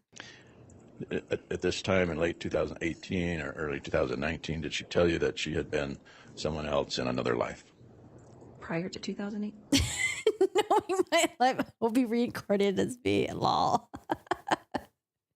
Prior to 2018? No. Yo, if I ever get reincarnated, hopefully I'll be a dog, okay, in a Japanese household. Dude, when I went to Japan, people in Japan and Yokohama, dude, people in Japan don't really have dogs, but in Yokohama, it seems like they're a little bit more, I don't know if it's the right word. It seems like they're more like, seems more westernized. Like when I went to Yokohama, I felt like I was in LA. They had vegan food. They had like gluten-free food. And I'm like, what, in Japan? No one cares about vegan or gluten-free. Yeah, vegan gluten-free food remind me of LA. It was like really clean. And they had like city bikes everywhere and stuff like that. And then Japanese people there had dogs, which is like weird because I usually don't see Japanese people have dogs. And the people that did have dogs, all the dogs were in damn strollers. They were all dressed up in like dolly outfits and stuff like that. But like they were just spoiled the heck out of it. Like clothes, like I don't know. Some of the clothes were kind of whack. Like this one dog, it was like 89. No, it was like 9 degrees weather. This dog had like this tank top that was like furry and like some jeans on. I thought it was really fucking weird. But this restaurant I went to, it was like an all you can eat Japanese barbecue, and they had a they had a very lenient dog policy where it's like, hey, you could bring your dog inside the restaurant and eat. And they set this like special mat where the dog can sit on near the table, special plates and stuff like that. And they had an all you can eat menu for humans and for the dogs as well. And I was like, what the fuck? So I went to go eat there because I was craving Japanese barbecue. But then I realized that I was surrounded by a bunch of people with their dogs. Like, this is the only, it's just so weird. I was just like, what the heck? Even LA is not this, I don't know, progressive when it comes to like dog ownership, because they don't allow dogs in restaurants, especially sitting on like the restaurant seats and stuff like that, because like health restrictions, stuff like that. But yeah, it was like it's like, dude, if I get reincarnated, let me be born as one of these Japanese people's dogs. Holy shit, all you can eat, let's go. In late 2018 or 2019, did she tell you that? Yes. Did she tell you about her previous lives? Yes. Did any of that make sense to you? Not really. What were her previous lives? I want to know. Did you believe it? I tried to. I wanted to believe her, but it didn't make sense. Did she tell you in late 2018, 2019 about zombies? And, Your Honor, at this point, I'm going to object to hearsay. Ms. Vallow is not a party opponent as to the defense. The exception does not apply. No, we want to hear about the zombies. Please, I bet you like the members of the jury are probably like, zombies? Wait, hold on a second. What are we talking about here? I thought we were talking about Mormonism. Let me think about that for just a minute. Mr. Rammel, can you further explain why you think the exception would not apply here and why this would be hearsay? Judge, I think the exception, he's asking specifically for statements of his client. She is a party opponent of the state. The party opponent from the state's perspective wouldn't apply to Ms. Vallow, who is the client of Mr. Archibald. All right, what's your response to that, Mr. Archibald? I know, right? That word right there. If you don't know anything about Lori Vallow, all you need to know is that something about zombies. Okay, that's just going to discredit everything about her. Your Honor, this is just some foundation. I think the jury's already heard bits and pieces of this. This is just to confirm that information. Yeah, I don't know if I'm wording it correctly, but apparently her and Chad Daybell had some belief that people were going to turn into zombies or something like that in the future, and they needed to rid the world of these zombies, and perhaps she started thinking that her kids were going to be zombies. Something like that. It's been admitted in the state's case in chief, and I do find that it's relevant and would not be hearsay. So I'll overrule the objection and allow the witness to answer that last question, which was, and I'll just cite, did she tell you in late 2018, 2019 about zombies was the question. So you can answer. Yo, imagine zombies being in this court transcript, man. This judge probably like, I never thought I would ever hear the word zombies. I don't know. Maybe he tries a bunch of like crazy cases. I don't recall her ever telling me about zombies, that word. I don't remember her ever using that terminology. Okay. Did she talk to you about her ability to cast out evil spirits? I believe so. Yeah, Lori Vallow talking about zombies, Letitia talking about Twilight, Tupac, and what else did Letitia talk about? There's something else that Letitia was talking about. Vampire, I don't know what else. Some other stuff, I don't know. Did she tell you about light and dark scales? Yes. And is that something that you'd heard before that time period? Never. Did she tell you that she was a goddess? I don't recall if she used that terminology. Did she tell you that she was a leader of the 144,000? No. Did she tell you that there was a new church called the Church of the Firstborn? I don't recall her ever telling me that specifically. Yeah.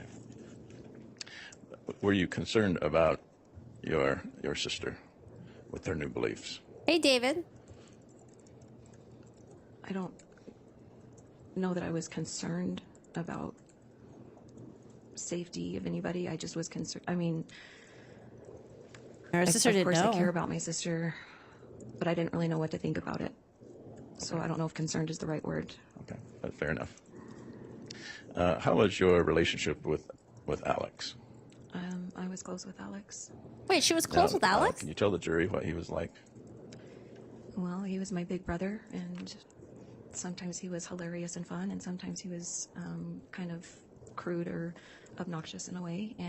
But most of the time we got along really well, and he was at my house most weekends playing games with my kids. And did he have children of his own? No. Did he suffer a brain injury as a teenager? Yes. And was that from a car accident? Yes. And did that brain injury in that car accident, did that affect him? I believe it did. Was he different after that car accident than he was before? He seemed almost stuck in making like teenage decisions. He got in his car accident at 16 and he kind of made decisions like a 16-year-old most of his life. Oh, God. So he was, that's what you observed, is that he was stuck as a teenager. In his decision making, yes.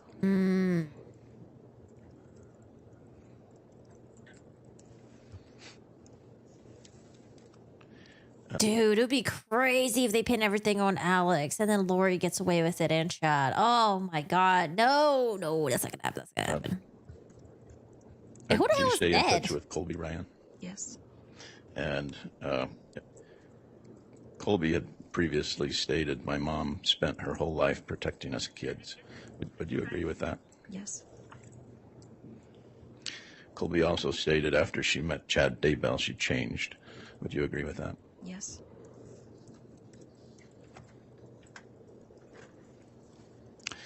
Thank you for your testimony. No Thank you, Mr. cross-examination, right? Archibald. So to clarify there, counsel had requested of the court prior that the defense was going to call Ms. Shiflett as their own witness, so the court permitted the defense to go beyond cross and have a direct examination essentially there. So with that then, Mr. Rammel, if you'd like to conduct cross and or redirect, you can do so. Thank you, Judge. Just very quickly.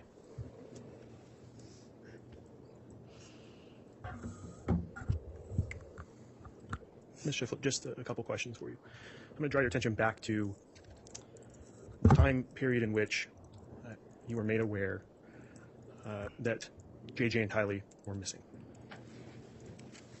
You testified that your sister told you that she knew where Tylee was.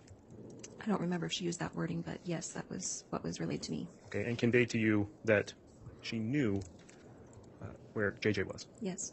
She told you that they were safe. Yes. Ms. Shiflett, she lied to you about them being safe. I believe so, yes. Judge, that's all I have. All right. That's all you need to ask. That will conclude then the testimony of Ms. Shiflett. Is she allowed to be excused from any subpoena she's under at this time? Your Honor, that would be the state's request. All right. Does the defense have any reason to not have her released from the subpoena? No, Your Honor, no objection. All right. Thank you, Mr. Archibald. Ms. Shiflett, then you can go ahead and be escorted out of the courtroom by the bailiff. Thank you for your testimony. Oh, I'm so glad that she doesn't have to come back and testify anymore. This would be tough. Lori Daybell, Sister Slams. We listened to this one already, right? I think. Oh, that was loud. Okay, I think we did. I think that's the one that we listened to. Okay, I you know what? I kind of want to see more of Lori. I've heard her voice. I've seen pictures of her, but I haven't really seen any videos of her. I kind of want to watch this. I want to watch this first, and then I want to watch Lori's interrogation video regarding her ex-husband. You think she's what? Okay, so this is Charles Vallow right here. They would do normal speed, I guess. Can. Ned was one of Charles' old friends. Lori claimed that Charles was possessed by the spirit of Ned Schneider before he turned to a zombie. Wait, what? Hi, Jennifer. How are you doing today? Ned Schneider. This sounds straight up a parody horror movie. The body cam is so sad. I didn't know that part. Jesus. What is LDS? She thinks she's... Are you LDS? What does LDS stand for? What is that? Long story. She's had kind of a break from reality. She thinks you're LDS. You're looking at my watch later list. Listen, I got 728 videos lined up for my watch later. Yes. She thinks she's married to Morona in the past. This is You think she's what? She's married to Morona at the top of the temple. I've tried to support her as much as I could, but it's gotten really, really bad. Lately she's had a break. Wait, so Charles knew about this, and I think he tried telling other people. He tried telling law enforcement, and they probably were just like, "This sounds batshit crazy. I don't know if it's in our purview." She says, I'm Nick Schneider. I've taken over Charles's body, and Charles has been killed. Wait, wait, they were married, right? Couldn't he have what is that term called again? Is it 5150? What happened to Kanye West again? Is that term where like you're put into like under psychiatric care for a couple of hours, maybe like a day or two or something like that? I'm going to kill you. You're going to be murdered today or tomorrow. I just went back to the living room. I'm like, what is your problem? With the gun again? Yes. And I said, I want you to put that bat down. And he wouldn't do it. He's like, and he came at me with the bat again. Oh, okay. So we're getting a little compilation right here. So initially we have police body cam footage of police talking to Lori's fourth husband, Charles Vallow. Right now, this must be the police responding to the scene of Lori Vallow's brother after he had killed Charles Vallow. After he'd already hit me in the head, so I shot him to stop him. Gotcha. Here's How long Lori. have you guys lived here? How long have you lived here? Like 3 weeks. Oh, geez. Yeah, okay. That's why the neighbors don't know. Gotcha. Like, hi, neighbors. Oh, God. She's doing the thing. It's like, hello, my husband just got murdered, but let me be likable to the cops. Oh, hi, neighbors. Let me just like make them laugh and make them like me. Lori had a psych evaluation, very manipulative, convincing. She fooled almost everyone. He basically predicted his own destiny. Still can't get over that smile. That's Lori Vallow at the time smiling. Hi, Vinny. Hold on, Vinny. I have a lot of stuff to watch today. Have much of a reaction. So I'm just going to go straight to the audio stuff. Thanks, Vinny. I appreciate you. She didn't have much of a reaction. When she was informed that Charles was deceased, she had responded that she already knew. She appeared calm, very non-emotional, was kind of hanging out and seemed to be just having kind of some general conversation, not really upset. Because you know what, deep down inside, she was like, yes, Charles is God. I can do whatever I want now. Just kind of one point she was laughing. Ugh, God. This woman is evil. Hi, Vristix. How are you doing today? Yeah, we're diving into evil today. Ugh.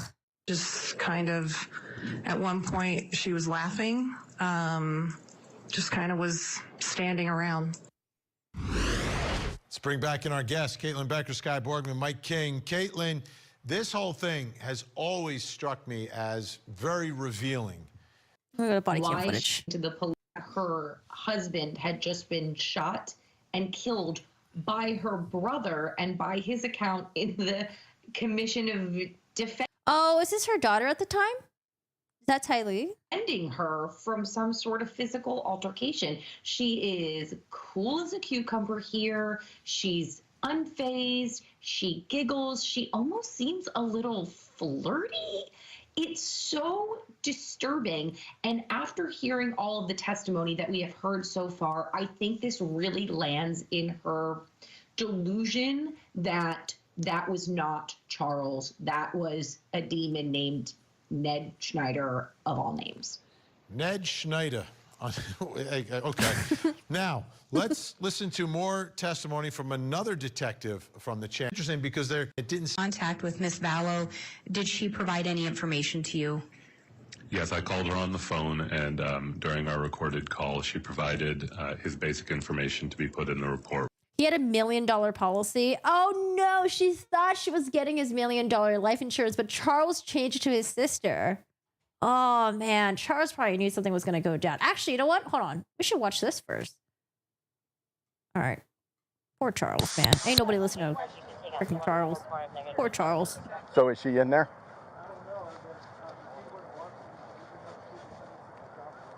Damn, this is from January 31st, 2019. What's going on? Why is she here and you're not here, or are you staying here with her? Long story. You know, if I was in Charles's shoes, I don't even know how I would even explain this to the cops. It sounds crazy yourself. Because, you know, at some point when you're telling the cops about, oh, my wife, zombies and all that stuff, I don't know, whatever, they're going to lose you. They're going to be like, what? I'm so confused. Like, I don't know, man. I don't know if these cops are qualified to list batshit crazy stories about Lori. Oh, God. She's had kind of a drug criminality. She thinks you're LDS? Yes. She thinks she's married to Moroni in the past. This is her You think she's what? We're married to Moroni, the top of the temple. Angel. Angel Moroni. LDS. Angel. They don't let me in there. Probation. And she knows when the second coming is happening next year, so does the prophet. Okay. He knows it, she knows about it. She meets with Moroni and Jesus Christ face to face in the temple every day. I've tried to support her as much as I could, but it's gotten really, really bad lately. She's had a break. She says, I'm Nick Schneider. I've taken over Charles's body, and Charles has been killed. I'm going to kill you. You're going to be murdered today or tomorrow. I can do it. I can with my priesthood, with my powers. She does priesthood blessings. She does. Oh my God, poor Charles. No one was able to help him. Poor Charles. So who's Nick Schneider? Okay. That's who I'm supposed to do. Okay. Right. Okay. So he's not at church. He's not. She took my truck from here. Suspect she took my truck from here. Honestly, when I heard Ned Schneider, I thought of Ned Flanders too. Ned Flanders, that tight ski outfit. Airport last night when I flew in, she canceled my flights. I had to buy another ticket. We took him back home. I've got a 6-year-old with special needs. Right.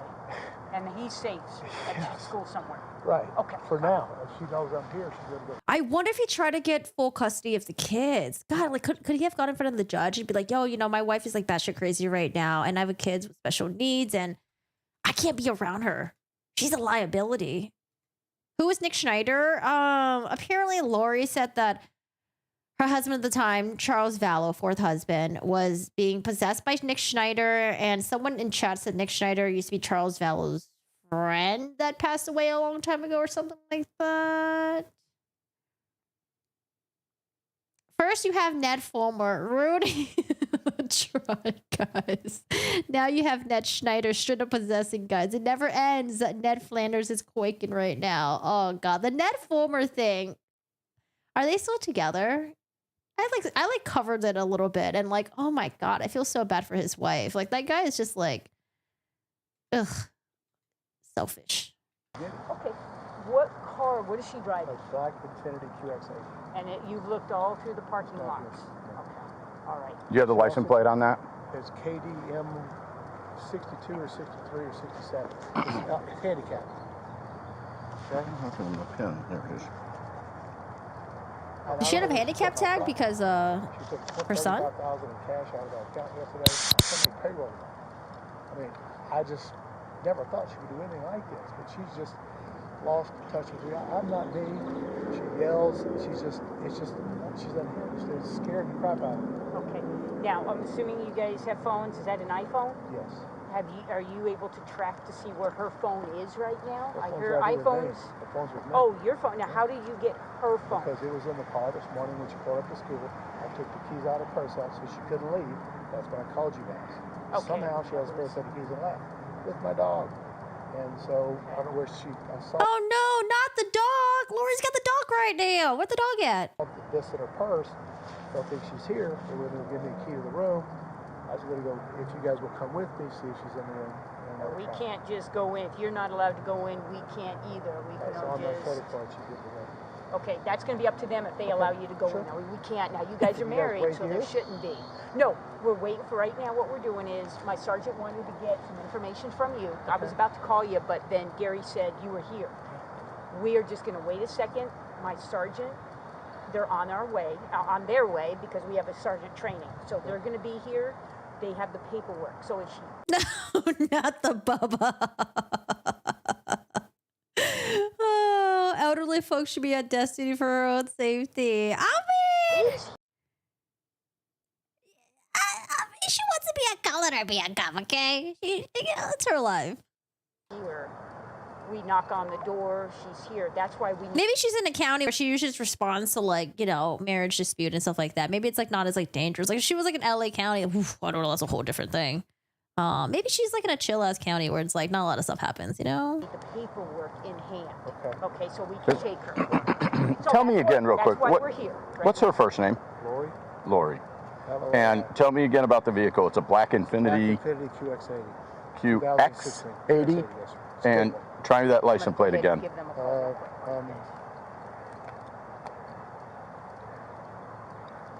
No, she tried to sell JJ's service dog when she killed JJ. She's a monster. The dog trainer ended up recovering the sovereign. What? Oh my God. KDM KDM. 62. It's KDM something. I like corgi for other safety. I feel like playing with Lori aged Charles a good 20 years. KDM 62, 63, Something like this. 67. Handicap plate. Handicap. Yes. Why are you blurring things out right now? I'm confused. Oh, is there like information on that notepad that we can't see? Hello? Is it registered to you? Yes. Spell your last name again. V is in Victor, A-L-L-O-W. Vallow? Yes, sir. Okay. Okay. That's an SUV that you're describing, right? Okay, I know what it is. I'm going to go check and see if I can go in there, and I'll be right back. Okay, sir? Okay. Also find out if they'll give you permission to go into that room. I don't know, man. He was about to break into the room with a credit card. You know that trick when you slide a credit card through the door crack and it just opens right up? I don't.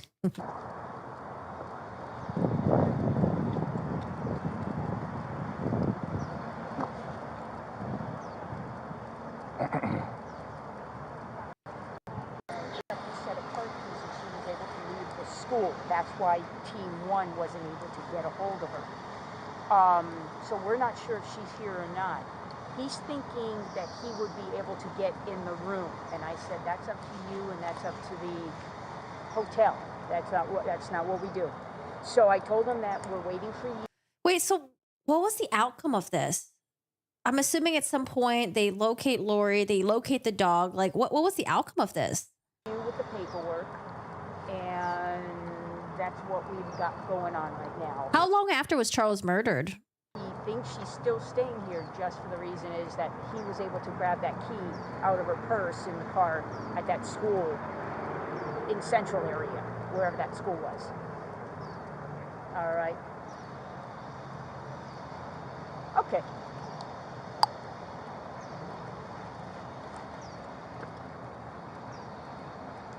Yeah, I'll give you just what she's saying and the reason the 909 came out. Yeah, we'll go ahead and do that. We're gonna. I don't know. I like this cop, man. She actually like listens. I feel like she actually cares. I get that like good vibe from her. You know what? How about we all meet back at the car? We are on the north side of that home 2, which is just west of this building. It's the building west. It's the other hotel. We'll all meet right there. Yeah, because when they meet her, they're probably like, oh, she seems mentally sound. She seems fine. She looks very normal. You know, she portrays herself as a functioning human being. So I wouldn't be surprised if she was able to manipulate people into thinking that, like, yeah, I don't know what my husband's talking about. He's talking nonsense. Zombies. Oh, yeah, like, no. All right, we'll see you in a minute. Bye. Okay, so if his truck is gone, how did he get here? I have no idea. He didn't tell me that. By the way, I have that tour at 10 o'clock. Oh, okay. All right, well, we'll go. He's got a tour at 10 o'clock. We've got a tour, like apartment tour. Gotta get out of here, man. I got a tour, apartment hunting right now. He wants a sidebar before we do it. Where did he go? He went back in to find out whether or not they'll give him permission to enter into that room. Tell him I don't want him going into that. He's not going to the room. Okay. Let's go back over to our cars. They'll be here in just a minute or two, and he wants we need to do a powwow. Okay. So powwow. Let me just, I'll meet you over there. I'm just going to tell him, because he's gone to the lobby. I just want him to know he needs to wait around here so we can find him. The biggest thing, okay, so she wants to marry Moroni, which is great, fantastic, fine and dandy. That's not as bad as the UFO thing. Yeah, I'm going to go off. Me too. Okay, that's all that we get. Man, poor Charles. Wait, is this more? So I'm going to let you take over. Hey, just to remind you, I have that tour at 10 o'clock. 10 o'clock. This police said, yo, I gotta get out of here, okay? I got a tour to do. I ain't got no time for this. I'll be right back. I'm gonna use the restroom really quick. They didn't take him seriously. Yeah, it's tough. It's tough to like preemptively. It's tough to be preemptive about like crazy shit that's about to happen, right? It's usually when something bad goes down, that's when you can actually do something about it. But preemptive measures, that's tough, man. You got to get into like the court system and stuff, and like he's gonna have to get full custody and all that. Like, yeah, it's tough. They can't just arrest her, right? They can't just. What are they gonna do? We're back.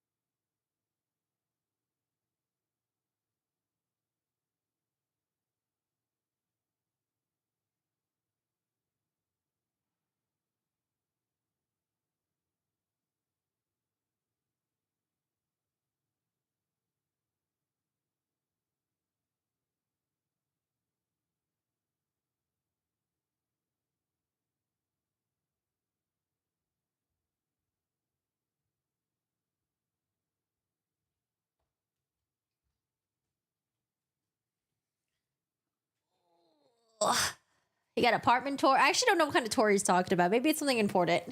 It's a tour in the military, be back in a year or two. Police should get special training to identify sociopaths and narcissists. I don't know, man. That sounds like you gotta get like a psychology degree or something like that. That sounds like that's a lot to put on the plate of a policeman. He ain't got no time for this. He a busy man. Corey, you had to go to the bathroom to detox from Lori and Chad. I don't know, man. I haven't heard much from Chad, to be honest. I don't know too much about Chad. I haven't seen his interviews or anything like that. So far, we've only heard about Lori, but God. Oh, God. Chad's next. I'm pretty sure when Chad goes up for trial, we're going to have to watch his crap. Okay. Hey, y'all, her police cam video when they tell the wellness. Oh, they do the wellness check on JJ's very telling, too. Yeah, I want to watch that. They did pop up on my feed. We'll definitely watch that. I apologize. She's not in there for some reason. I checked out her. Maybe another hotel. I know that she would be picking up JJ at 3:45 today at the same school. Okay. So she will be there. I don't know how you want to do that or what you want to do. So did they tell you she's not in there? Correct. Okay. I found that in Florida. She may be. No telling where she's staying. Okay.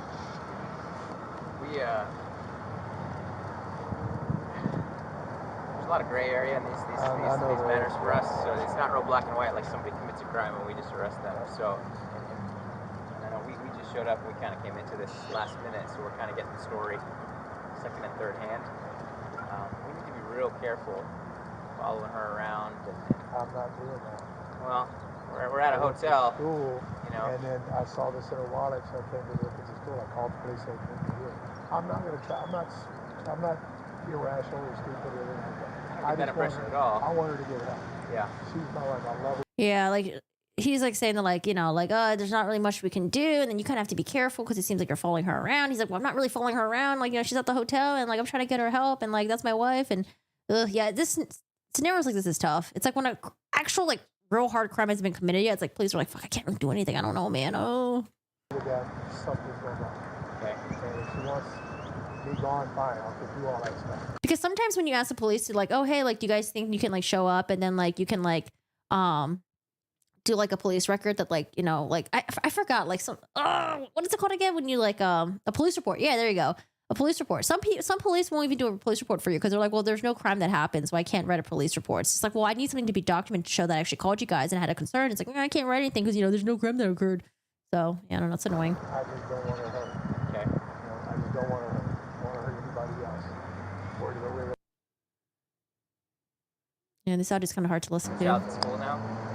We have to do a welfare check at school to see that he or she or okay. Yeah. She took your car. What are you driving now? A friend of mine's in Yukon. Oh, I don't know where cool. my truck is. Okay. She took it. I suspect she took it because she knows where I'm parking at the airport. I came back last night and it's gone. What all led my up to clothes this? are gone from the house. What led up to this? Is there any correspondence that you've had over the last couple of days with her? Her religious stuff is gone way off the deep end. Okay, so the cop asks what led her to this, or what led to this, and he says that her religious stuff has gone off to the deep end. Just way off. Yeah. And it's if you don't agree with her, you're the opposite. I mean, honestly, I could see why. Like you said, look how they're sitting there, disinterested, careless. Yeah, I mean, I get it, because like, you know, sometimes like when you get these calls, right, and then you see like real shit like going down, like people shooting each other, people getting murdered and stuff like that. It's like when you come to this call and it's just like, oh, my wife has crazy religious belief, I'm trying to track her down. They're just like, you know, I got better things to do, right? Like I understand. They don't understand the severity of it. They don't understand how serious it is, you know, because they see other crazy shit that goes on during the day. But yeah, I mean, it's just really like there's nothing that they can do about it. You know, they can't put Laura under arrest, right? They could just listen to him and just be like, okay, you know, like, I don't know. I mean, you know, there's like not much I can do. When did you last speak to her? Yesterday when she texted me. She said, we're done. Get out of here. Okay. When was this paperwork filled out with community last groups? night. Okay. So what about, so these are handwritten, so sometimes they're hard for us to read. What about your correspondence yesterday precipitated filling this out? When she was on the phone with me about Bishop, I had him on the phone with me. Okay. She threatened me physically. She made threats about the kids. She doesn't kill her. Yeah, sorry. The audio is really hard to listen to. But basically, you know, Charles Vallow has some concerns because Lori Vallow's religious beliefs have gone at the deep end, quoting what he said. She took his car. She went to the motel, but she did drop JJ off at school, and she's going to be there to pick him up. And he's like trying to get them to help, but like they're like, well, there's really nothing I can do to help. She hasn't really committed any crimes yet. I mean, at this point, he really just has to go to the court system and just fight it out and just like try to get full custody of the kids, right? But he needs proof to show that, hey, my wife is actually crazy. Like, she's gone off the deep end. Like, I need help. She needs psychiatric help and stuff like that. But I don't know. That's tough. Yeah, that's tough. I mean, obviously that didn't happen, right? Before any of that was before any of that was able to even happen, he was murdered by the brother. So, yeah. Poor Charles. I did want to watch. There was another body cam footage that popped up. Oh my god, Lori Vallow Daybell on body cam footage in Kauai. Oh my god, in Hawaii. How long is this? 7 minutes long. We have a Ty Lee interview. Oh no, because this is after her dad was like murdered. Played in court. Body cam video from the day Lori Vallow's brother Alex Cox died. No, I didn't want to watch that. I wanted to watch. Was there body cam footage of when they? Oh, jury views body cam video of JJ Vallow welfare check. Okay.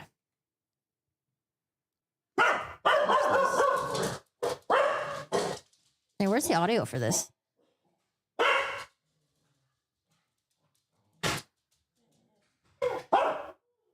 Here it is. Oh no, what happened to the audio? Wait, can you guys hear this? I can't hear this. Hello? Did I break the audio thing? Last night, and then this morning Charles showed up. And I don't know. Oh, here it is. Okay. My extension was messing it up. There you go. Okay. Answer from the preliminary hearing. Let's watch. I stayed there last night, and then this morning Charles showed up. Oh, Alex Cox. Okay. We got blood on the head right there. I don't know if we can see a wound right there. We see a little bit of blood. And I don't know what started it. And Charles is your brother-in-law. He and Lori are married. Yes. Okay. So he showed up. Wait, true. What a stupid angle of the police interview. True. We just get the back of the head. Well, I want to see the facial expression. Maybe they have another camera on the other side that was down. Oh, that's my dog right there. Oh, he's howling. He's so cute when they talk. He was following her and yelling. And then I got between them. And then Kylie came out with her bat. And I had separated for a minute, and then my sister had walked around me. They're in the living room. And then Charles was following Lori and yelling. And Tylee told him to get back. She took her bat like that and shoved him, and he took the bat away. And I said, "What are you doing?" And I got between them, and then he hit me. And I just went down, and when I got up, he was still yelling. And so I went into the bedroom where I was staying, he grabbed my gun, I came back. Okay. And told him to put the gun down, or the bat down. And he came at me and was saying, what are you gonna do? Like that, and coming to me with the bat. I said, put it down. He wouldn't, he came at me, so. They're out of the room, so it's just you and him. Yes. And he basically comes at you with the bat, yeah. You tell him to put it down. Yes. He's threatened, like, yeah. What are you gonna do about it? Yeah. And what'd you tell him? Did I hear the jail call between Lori and the sister? Yeah, we were watching that earlier. I don't know, man. I'm starting to think they're really just both Lori and Chad. I feel like they're just gonna pin everything on the brother. They're just gonna be like, yeah, Alex Cox, he did it all. I don't know. Ugh, I don't know how that's gonna go for Lori's charges. I don't know. I wonder if Alex purposely sat there. I didn't say anything. He's coming at me, and I'm holding the gun. Okay. If you're going to attack someone with a gun, you got to be ready for the repercussions. Did you talk to Lori about JJ that morning? I did. What did she tell you about JJ that morning? She said that he was being a zombie and climbed up on the cabinets. He was being a zombie. I wonder why she used that word. Climbed up on top of the fridge, smashed her picture of Christ down, and then climbed up onto the upper cabinets and got between the top of the cabinet and the ceiling. Okay. He was possessed or something like that? Wait, he was climbing up the cabinets and stuff? Wait, what? This sounds like some like monkey stuff. And then what did she tell you? I asked to see him, and she just said that he was out of control, so she had Alex come and get him. And who was Alex? Lori's brother. Okay. Is that Alex Cox? Yes. So obviously the first soundbite that rolled was Alex Cox in his police interview, Michael and Ashley, but the second one with what happened. Remember, Alex Hi, shot Chandler. You look nice Charles today. Vallow, saying it was in a self-defense. But there were some red flags right there from the beginning with these investigators, even though it took them a couple years to actually charge someone with the murder of Charles Vallow. But here you see Alex Cox in that interview room describing what happened. We just heard a soundbite of him saying that, Charles had a bat and hit him in the back of the head, and he had to defend himself. Well, on the stand today, Sergeant Nathan Moffitt, again from the Chandler, Arizona Police Department, told the jury that he looked at the back of Alex's head. He observed a small laceration, but it wasn't consistent with being hit extremely hard in the back of the head with a baseball. Yeah, it looked like a little like nothing, right? That was what I was thinking. I was like, oh, I see blood, but I don't know if I could see like a cut or anything like that. Like I see a little bit of blood. Wait, this is Chandler, Arizona. Oh my God, I stayed in Chandler, Arizona before.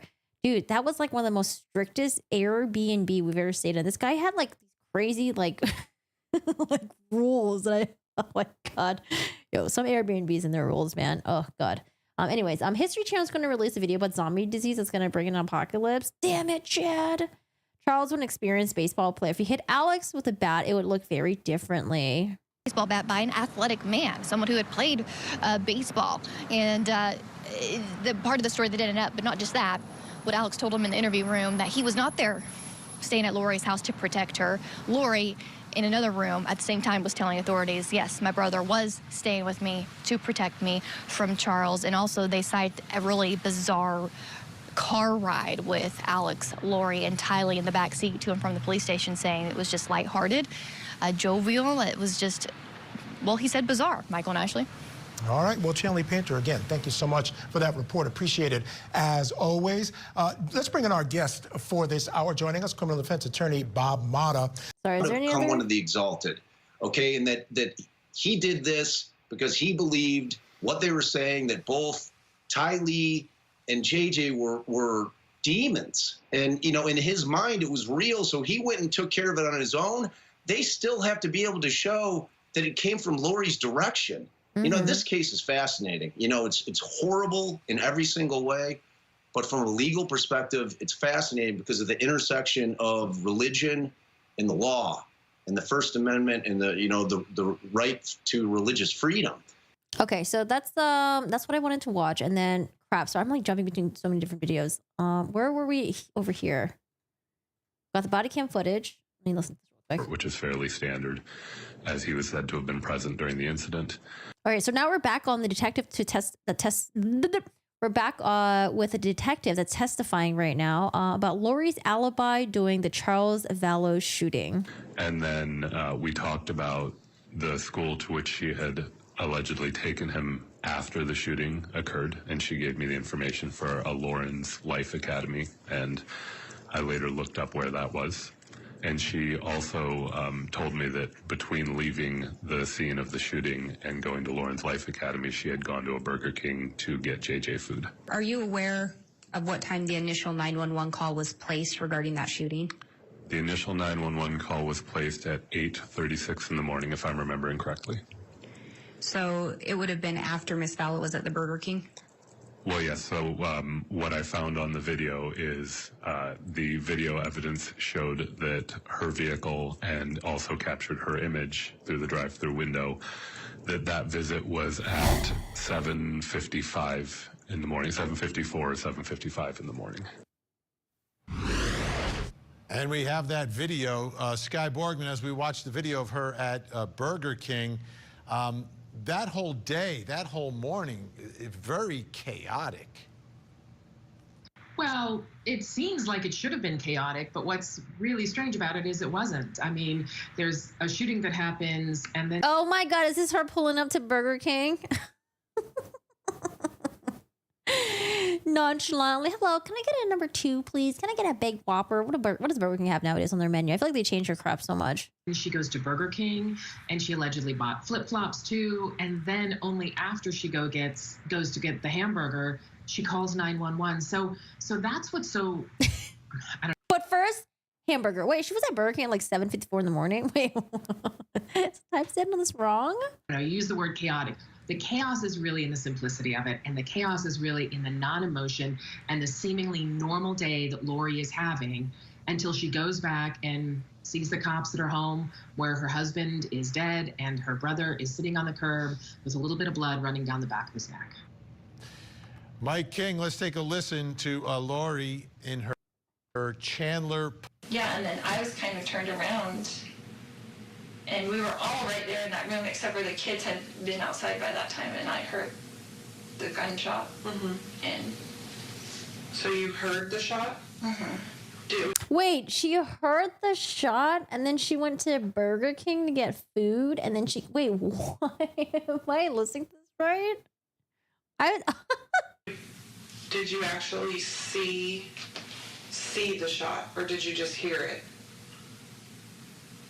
I had gone around to the kitchen to get away from him and so back around. So I don't know if you went in the house. I didn't, so I'm like a little bit of a disadvantage. Yeah, so I didn't see the shot. I heard it, and then I came back around and I saw that he was on the ground. Okay.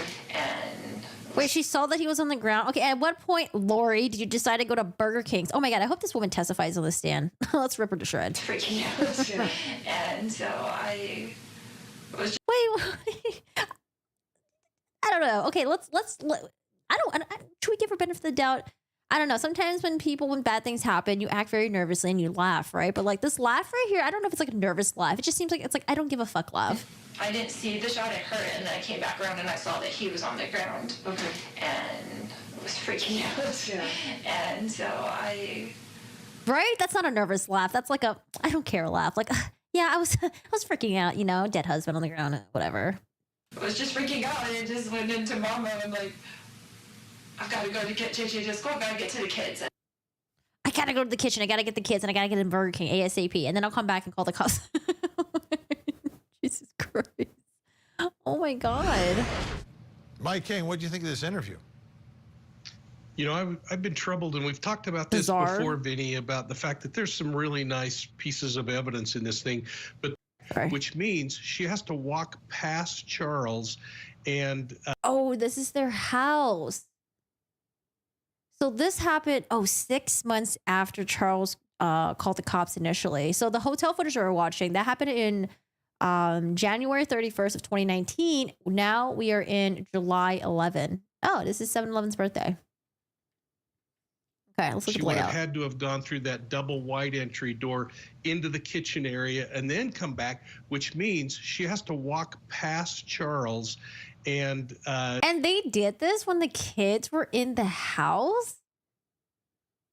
Hello? His body laying there to go outside. And there's no stop of, Alex, are you okay? There's no saying, I checked his pulse. There's no screaming.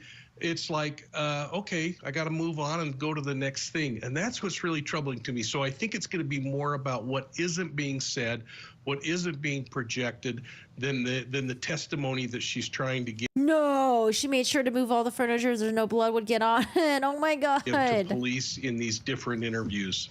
Sky, what's the status of their marital situation at this point? And is Colby Ryan at all in the mix in this family at this point? He's somewhat in the mix. I mean, Colby has recently gotten married and really at this point has just had a little baby. And things are tense with Lori and Charles, and he knows that things are tense with Lori and Charles. Charles has been sending a bunch of emails to all the family members saying, wait, who's Colby Ryan again? Colby Ryan. Colby Ryan. Who's Colby Ryan again? I'm sorry, there's so many different people here. Chat. Who's Colby Ryan again? Can you guys remind me? Lori's had a break. She thinks there's evil, light and dark. And so everybody's getting these emails. There's so much chaos going on in the family. And Colby is really trying to distance himself. And he's kind of going, these guys can take care of whatever they want. Oh, yes, Lori's older brother. Lori's older son. Okay, the one that testified. Thank you.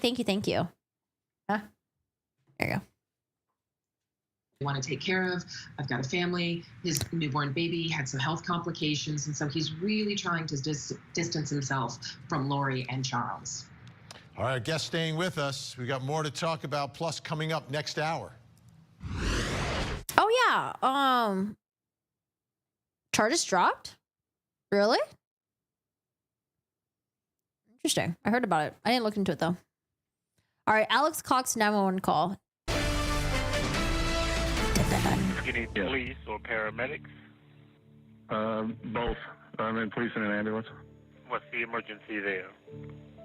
I got in a fight with my brother-in-law and I shot him in self-defense. Just let me know if you see. What's in the back of the head? I mean, those look like little nick right there. I don't know. Do we see anything? Maybe it's just not good quality. I see like a little nick right there. Okay. That doesn't look a baseball injuries. Like you would think it'll be swollen, like swollen, blood swelling up, bruised up. Like it looked like he hit him with like a pencil or something. His chest going up and down. How old is he? It's not moving. He's 60. Okay. And are you wanting to start CPR? No, I don't know how to do that. Ooh, you see that pause right there? He's like, bro, I don't want to do CPR. What if it actually works and he comes back to life? The heck? Then he's going to be a real zombie. I can walk you through it. Okay. And what I want you to do is you're going to put one hand in the center of his chest. Yeah. The other hand's going to go right on top of it. Okay. You're going to interlock your fingers. Wait, which 911 call did we listen to recently again where operator was trying to tell him to do CPR, and then it sounded like they were so resistant to do CPR, the caller, because they knew the person was there. Was it Sarah Boone? Maybe it was Sarah Boone. I think, was it Sarah Boone? Yeah, it was Sarah Boone. And then she's like, oh my God, he just gasped. Oh, like, oh God. Keeping your arms straight, and you're going to press down hard and fast into his chest.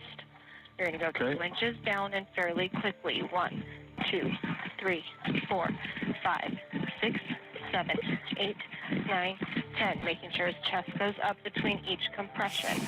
Where's the gun now? It's in the other room. Yeah, Alex Cox is probably doing chest compressions with like his like finger or something. Like, oh my God, I hope Alex doesn't come back to life. Yeah, or I hope think he was Charles kind doesn't of come back to life. Sorry, No, you messed up. No. Have you ever heard anyone in a 911 call say, no, I don't know how to do that? True, Vinny. I don't know how to do that. It's usually like, yeah, how do I do it? I don't know how to do it. How do I do it? Wow. Here's another officer from Chandler PD testifying today about all of this. Take a listen. We were led to believe that the caller, the shooter, had started CPR. And so when that happens, if the person is doing CPR and they're doing it effectively in the right place, it's quite common to where you can sustain injuries to the chest. You have to be forceful enough that you're actually going to compress the heart to be able to pump the blood to the body, trying to keep them alive and buy some time for help to arrive. And so typically when that happens, an impression would be left in the area of their sternum. That's what I was saying. He was either just using his finger, like, okay, I'm doing CPR right now, or he probably didn't touch him at all. Part of their chest where the hands would have been doing the compressions. And then I didn't see that initially. I started my compressions and I felt what I would describe as like a crunch or a crack. And in your training and experience, if someone had been performing CPR, would you have expected to feel that crack or that crunch? I would not have expected to experience that and feel that. Alex, actually, didn't Alex get like some sort of was it like a brain tumor or something like that? And I remember the timing of it was almost like divine justice. Look it up really quick. I forgot. Alex, did you want to start CPR? Nah, I'm good.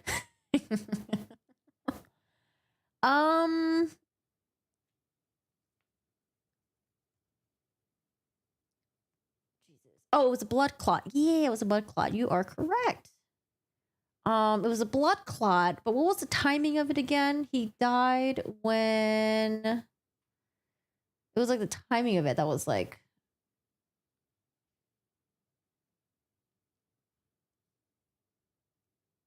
Let's bring in our guests. Mike King, how revealing was that?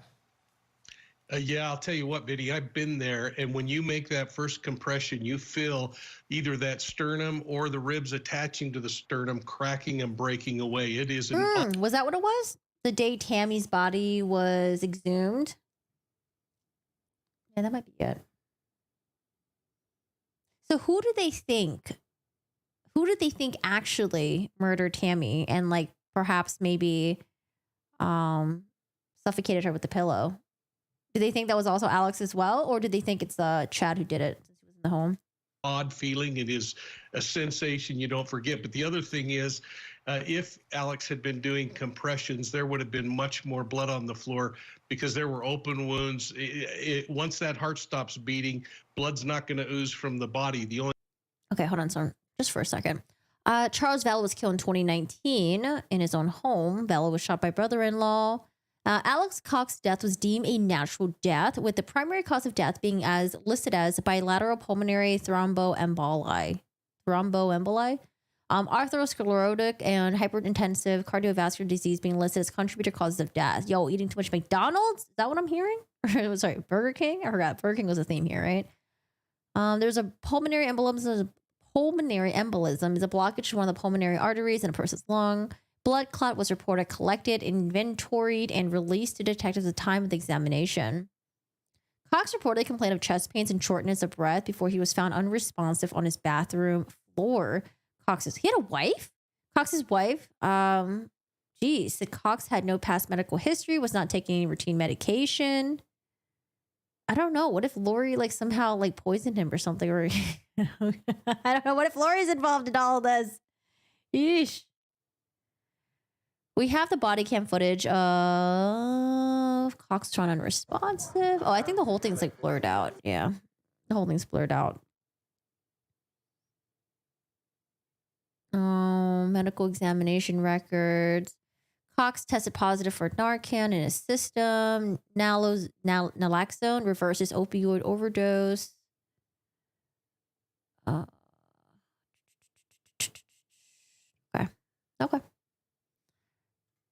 The only way it is going to ooze is by forcing it out through the compressions. So right from the get-go, that looked like a really bad deal going on, because as soon as we looked at those first images that came out when this case broke, it was clear he is not doing those kinds of things. And frankly, his behavior when he's on the phone and that nonchalant, I don't know, maybe I'll get to it. Unreal. Sky Borgman, what was the relationship between Lori and Chad at this time when Charles is shot? I mean, they're together. They're in love. I believe they, at this moment in time, have been sealed in a temple in a church close by to where the house is. And so they are fully together and they're in love. And whatever this sealing means. Oh, he didn't know that they were married? Ooh, yikes. They probably would have gotten rid of him anyways. Knew too much. Yeah, possibly. Oh, sorry, I'm off camera. That they were sort of married within the eyes of the church or within the eyes of God. They are fully on the path to being in love. Caitlin Becker, Alex the Hitman, there again. There again, and now he's gone. How awfully convenient for Lori Vallow Daybell that the people who were involved in this particular situation, Tylee, who initially brought out the bat, Alex, her brother, who shot and killed her husband at the time, are all dead. There's no one living other than Lori who can tell you what actually happened inside the house that day. And that seems to kind of be par for the course for all of her bad deeds. And there we're looking at the back. The night before he died, he allegedly said to his wife, I think I'm going to be their fall guy. Did the wife testify that on the stand, or is there a recording of that? Of Alex Cox's head. Which, Vinny, does not look like somebody got hit in the head with a bat. No, Charles Vallow was like a semi-pro or professional baseball player. If he's going to swing a bat at you, you're not going to get a little owie like Alex Cox has. Yeah, and there's no swelling or anything like that. Your head's going to is going to get. Maybe this looks like maybe he like fell backwards into like a corner of like maybe like I don't know, like a table or something. Bashed in, you're going to get knocked out. I don't know. No doubt about that. Sky, at this point, was there an air of suspicion? No, it's mind-boggling. You know, when you look at it now, right? You look at all of this, but it's just one piece at a time is happening. Mike King, we only have about 20 seconds here. Again, there. Let's see. Did we watch this one? Hold on. And you live at the house, right? Okay. Okay, so this is Lori Vallow the day after her ex-husband's killing. Oh God, do we want to listen here? I'm gonna watch parts of it. Maybe like over here. Maybe the parts that are like most replayed. Wait, what is this interrogation room? Why is there a little bear there? Oh, is this supposed to be like an interrogation? Wait, what? I was like, is this supposed to be like an interrogation room? Like if you have to bring your kids with you or something? But then like, why would you bring your... No, why is there a little bear there? You go back to school, I try to talk to the teachers, but in high school, they don't care. They're like, you're not here. But when she was in elementary and junior high, all the teachers worked with her. They were nice about it. But by high school, there's so many kids, they just don't care. And I was like, just take it. You're so smart. Let's just take it and see if you pass. This is kind of like Letitia. Letitia is talkative AF, okay? And I think these people are talkative because they want to be likable to some of these people that they're being interviewed by. And they're trying to be like, you know, they're trying to escape from the reality. Like, hey, you're about to be interrogated. You're about to be questioned. You're about to be interviewed about the death of your husband. She passed it. Like, and got a really good score? Yeah, she passed it with like college ready in every category the first time. Well, and now she can do what she wants. So exactly. She's better off that way. Mm-hmm. Okay. I know Laura's your first name, right? Yeah. Lauri. Lori. Okay. And then what's your last name? Vallow. Vallow. And your date of birth? And your phone number?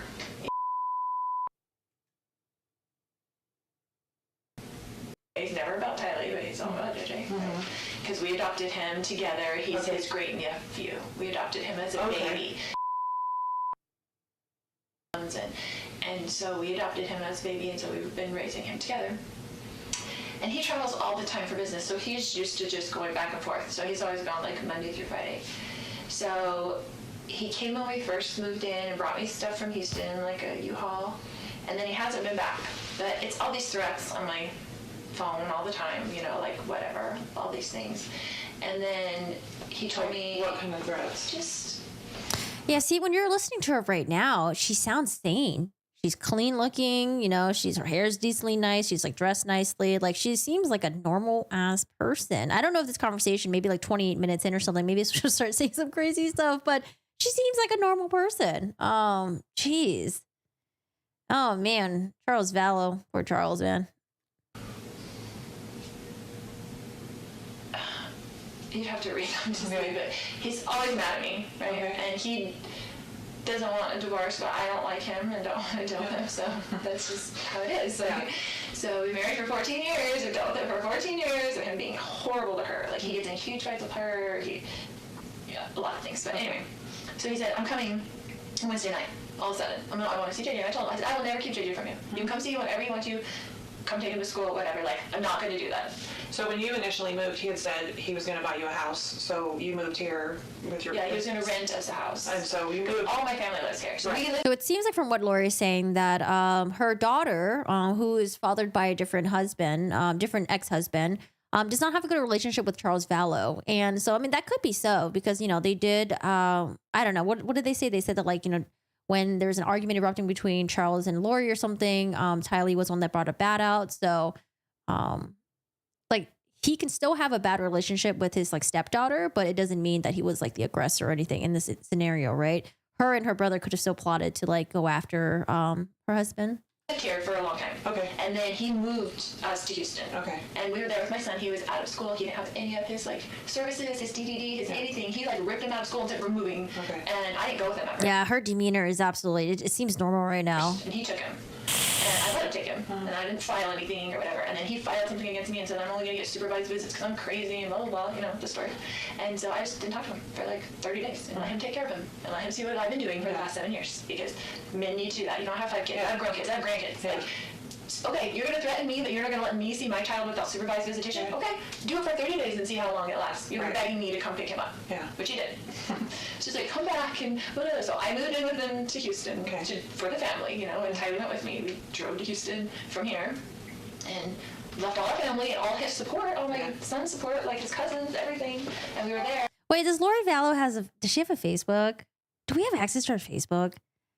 She probably posted all her batshit crazy stuff on Facebook, right? Oh my God, do we have access to her Facebook? I feel like she looks like a Facebook mom. She seems like the type of person who would like write her beliefs on Facebook. Like, do we have access to her Facebook? I enrolled him in school there. I tried to start all his services, and it takes forever. Yeah. You know, it takes so long to get that done.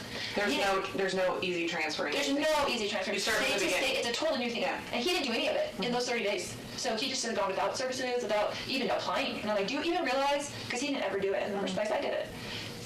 Long story. I'll keep it short.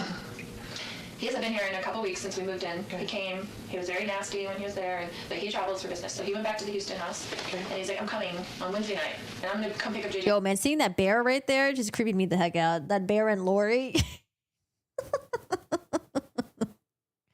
I'm going to put this over here since Lori is like right there. Here, I'm going to put this. Can I put this up there? Are you guys cool with that? I take him to school Thursday, pick him up Thursday, take him Friday, whatever. And I said, Casey wanted to come to the house. And I said, you can't come stay at this house because you can't get along with Kylie. She's a minor. She has to live here. Yeah. So Casey gets in huge fights up there. Okay. And she hates him.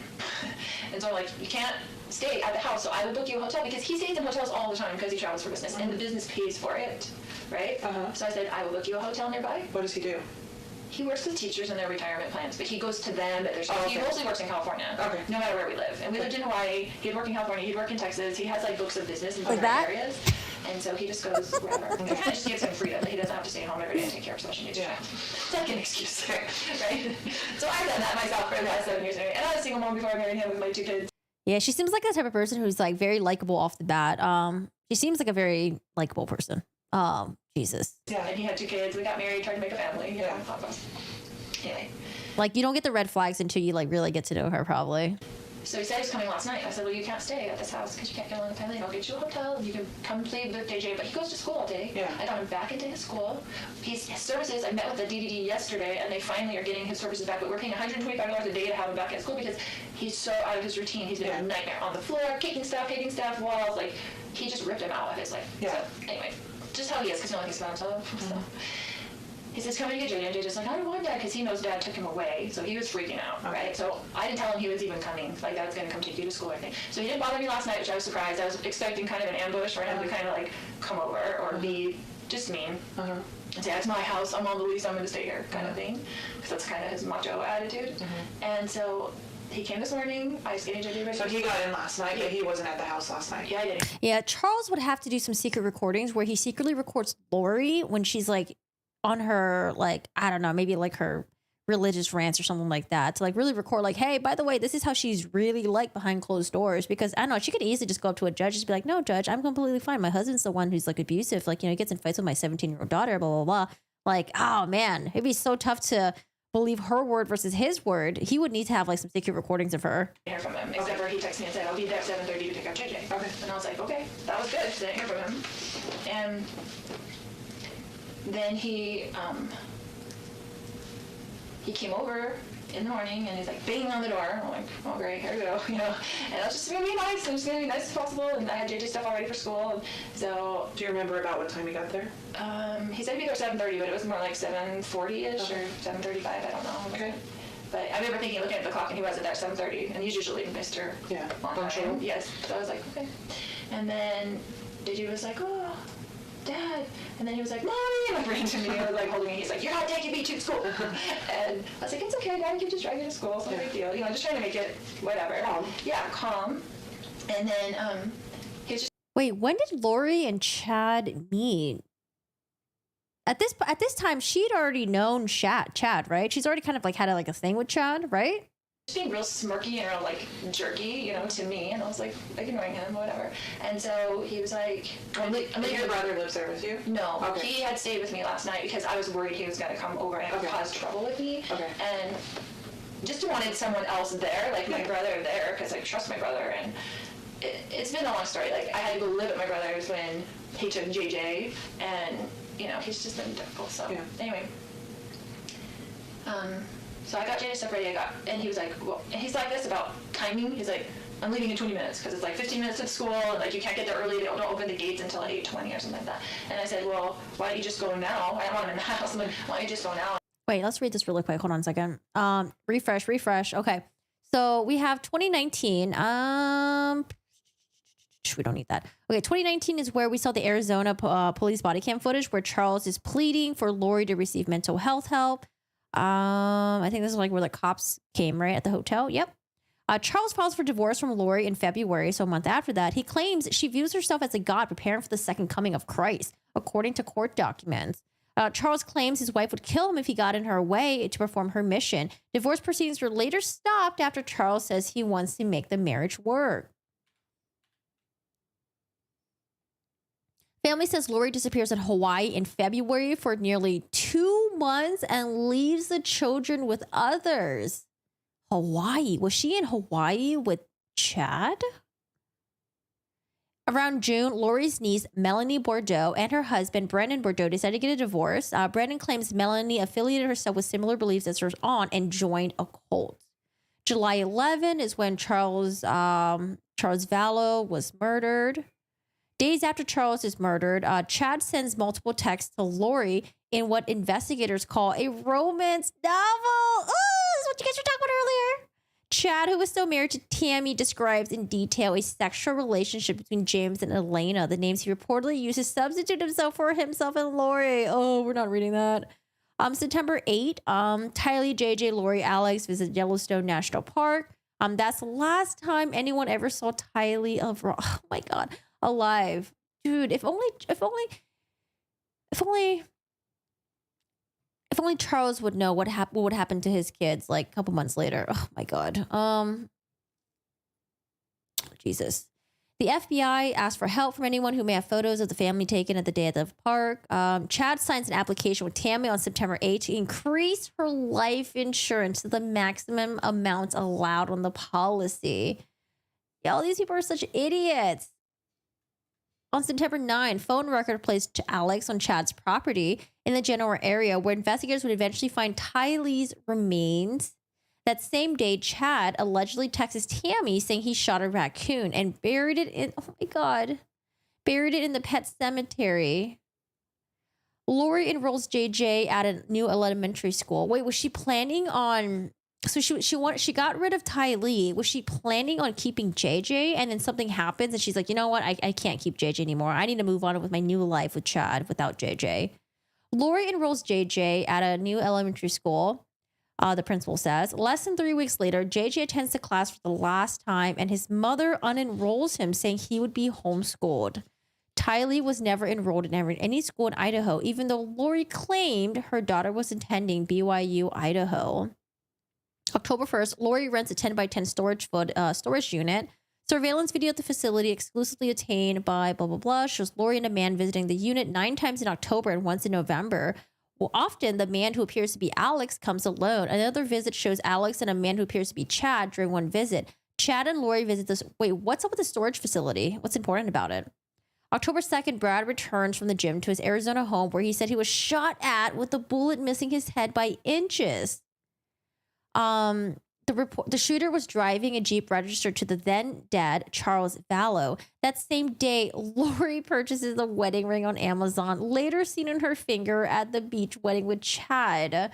Dude, she's on like cloud 9 right now. Like la la la. Meanwhile, daughter is gone, you know, and do we presume that at this point JJ is dead? On October 9, Tammy calls 911 saying a masked man shot at her in the driveway with a paintball gun. Wait, what? Paintball gun. She posts his experience on Facebook saying she has no idea who the person was or why they would attempt to shoot her.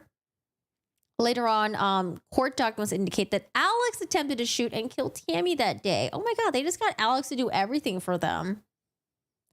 10 days later, Chad calls 911 and says that Tammy died in her sleep. 2 weeks after Tammy's death, Chad and Lori are married in Hawaii on November 5th. They then return to Rexburg. Over the coming weeks, police say Chad told witnesses that Lori had no minor children. Police also say that Lori told people, yeah, that's right. She told people that Tylee died years later. Like, she completely just like deleted JJ. JJ never even existed. On November 26th, police department conducts a welfare check for JJ at the request of his grandparents. They not spoken to the boy in months. JJ is at the townhome in Pioneer Road. Lori tells police her son was with her friend, Melanie Gibb. Melanie was like, nope, they were not with me. November 27, they have a search warrant. Officers arrive. Chad and Lori are gone. December 1st, Chad and Lori catch an American Airlines flight to Hawaii. The children are not with their parents. December 6th, the best friend contacts the police department to say that Lori and Chad called her on November 26th and asked her to lie about the location of JJ. Tammy's body's exhumed on December 11. The day afterwards, Alex dies in Gilbert, Arizona at age 51. December 20, they announced that JJ and Tylee are missing, the police department. December 23rd, the attorney representing the Daybells released a statement calling the parents loving and devoted. Oh, how scummy this lawyer must feel. Now, is that the lawyer that they have currently? He says the allegation will be addressed when they move beyond the rumor and speculation. I mean, I get it. You're a lawyer doing your job, but goddamn, you must feel scummy when you go to bed. December 30, January 3rd. FBI a search warrant in Chad's home. January 7th, there's a $20,000 reward for the recovery of the kids. Chad Daybell's brother pleads for him to cooperate with the investigation. Okay. Scrolling down a little bit. January 30, Lori misses the 5 p.m. deadline to produce JJ and Tylee. Oh, was at the storage unit. Okay. Storage unit where Lori abandoned several of the kids' items. A bike, a scooter, winter clothing, photo albums with pictures of JJ and Tylee, sports equipment, a backpack with JJ's initials, and jersey with Kobe Ryan's name on it are left in the unit. There's also blankets showing photos of the children. One focused on JJ with another photo showing of Tylee. February 20, they arrest Lori. Jesus. February 20. How many months has gone by? February 26th, Lori waives her rights for extradition.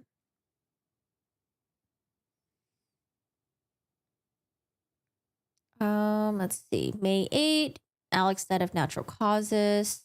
Melanie Gibb breaks her silence, reveals explosive new details about her relationship with Chad and Lori and their religious belief. That's the best friend. June 9. Oh my God, it took them this long. They finally get a search warrant for Chad's home. Within hours, investigators uncover human remains buried on the property, later identified as those of JJ and Tylee. 11:30, June 9. Oh, Chad is finally taken into custody about a mile from his home. He's booked into Fremont County Jail.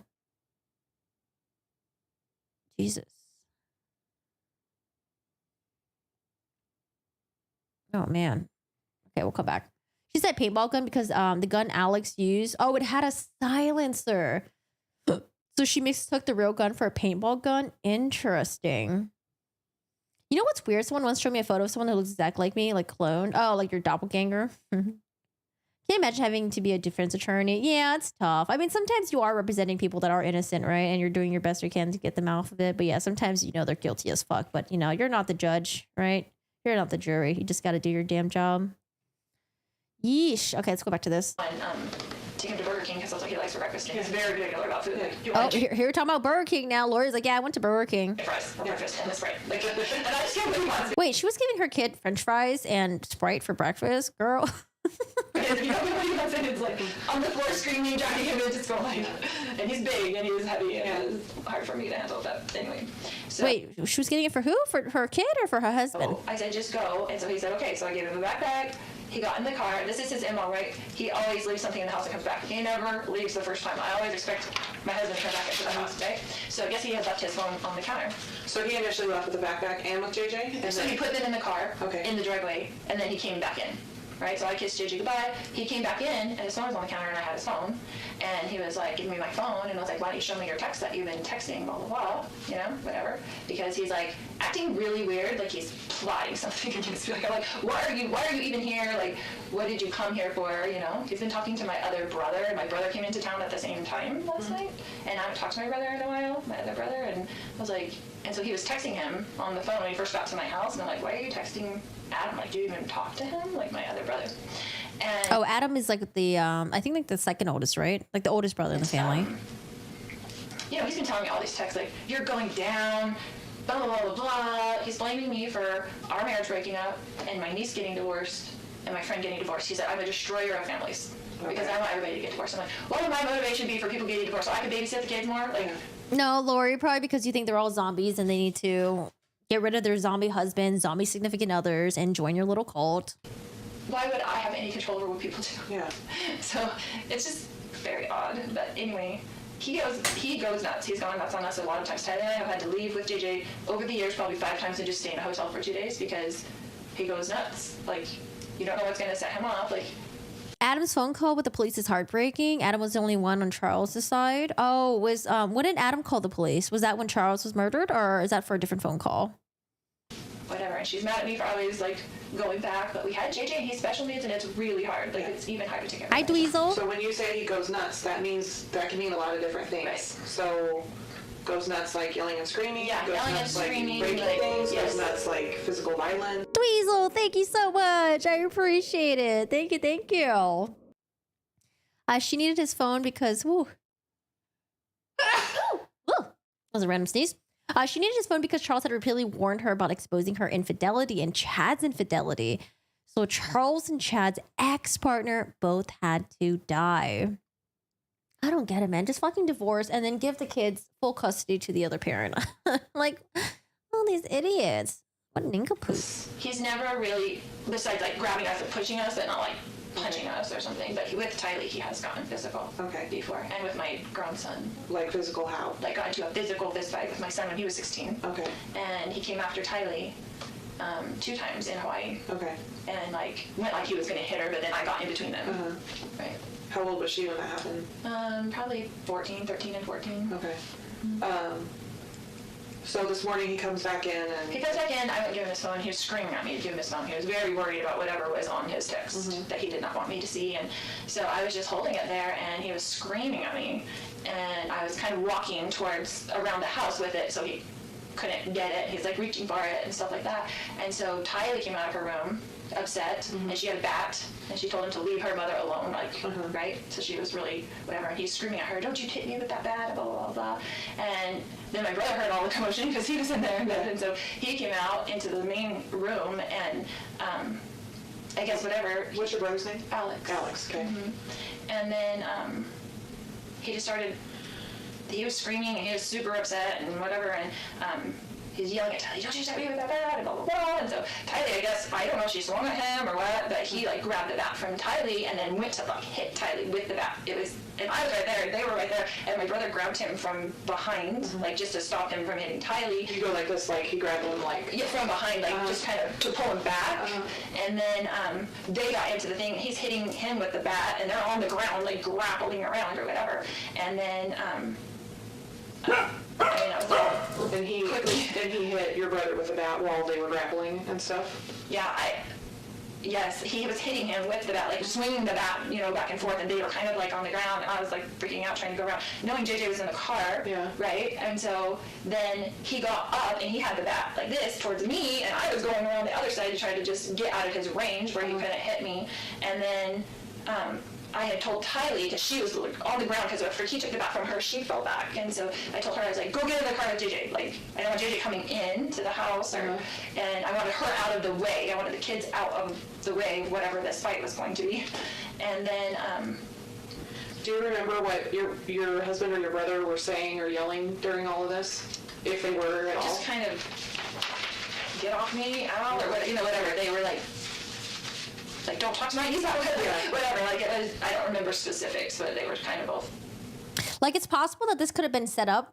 This could have been set up to like almost be a self-defense, but it's possible that Charles Vallow didn't take it a step further where the Alex Cox felt like he was in danger of his life. You know, it's possible that like they got into this like whole like argument thing, right?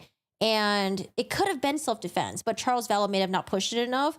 And then Alex Cox was like, wait a second, like we're already getting, this fight is already happening. This is a perfect time to just execute him. Like, let's just get rid of him now. And then we could just be like, hey, there was a self-defense and this whole thing happened and the children witnessed it. And one of the kid already, you know, like the kid is not going to see what actually happened because like now one kid's already in the car and the second kid is being sent to the car. So they can just attest to be like, yeah, there was a huge fight going on. And like, you know, the stepdad came after me with the bat and I was trying to defend myself and protect my mom. And then, you know, didn't see the rest of what happened, but like, you know, they probably took this opportunity. I was like, wait, this is a good opportunity to just like, let's just get rid of him now. Let's just execute him.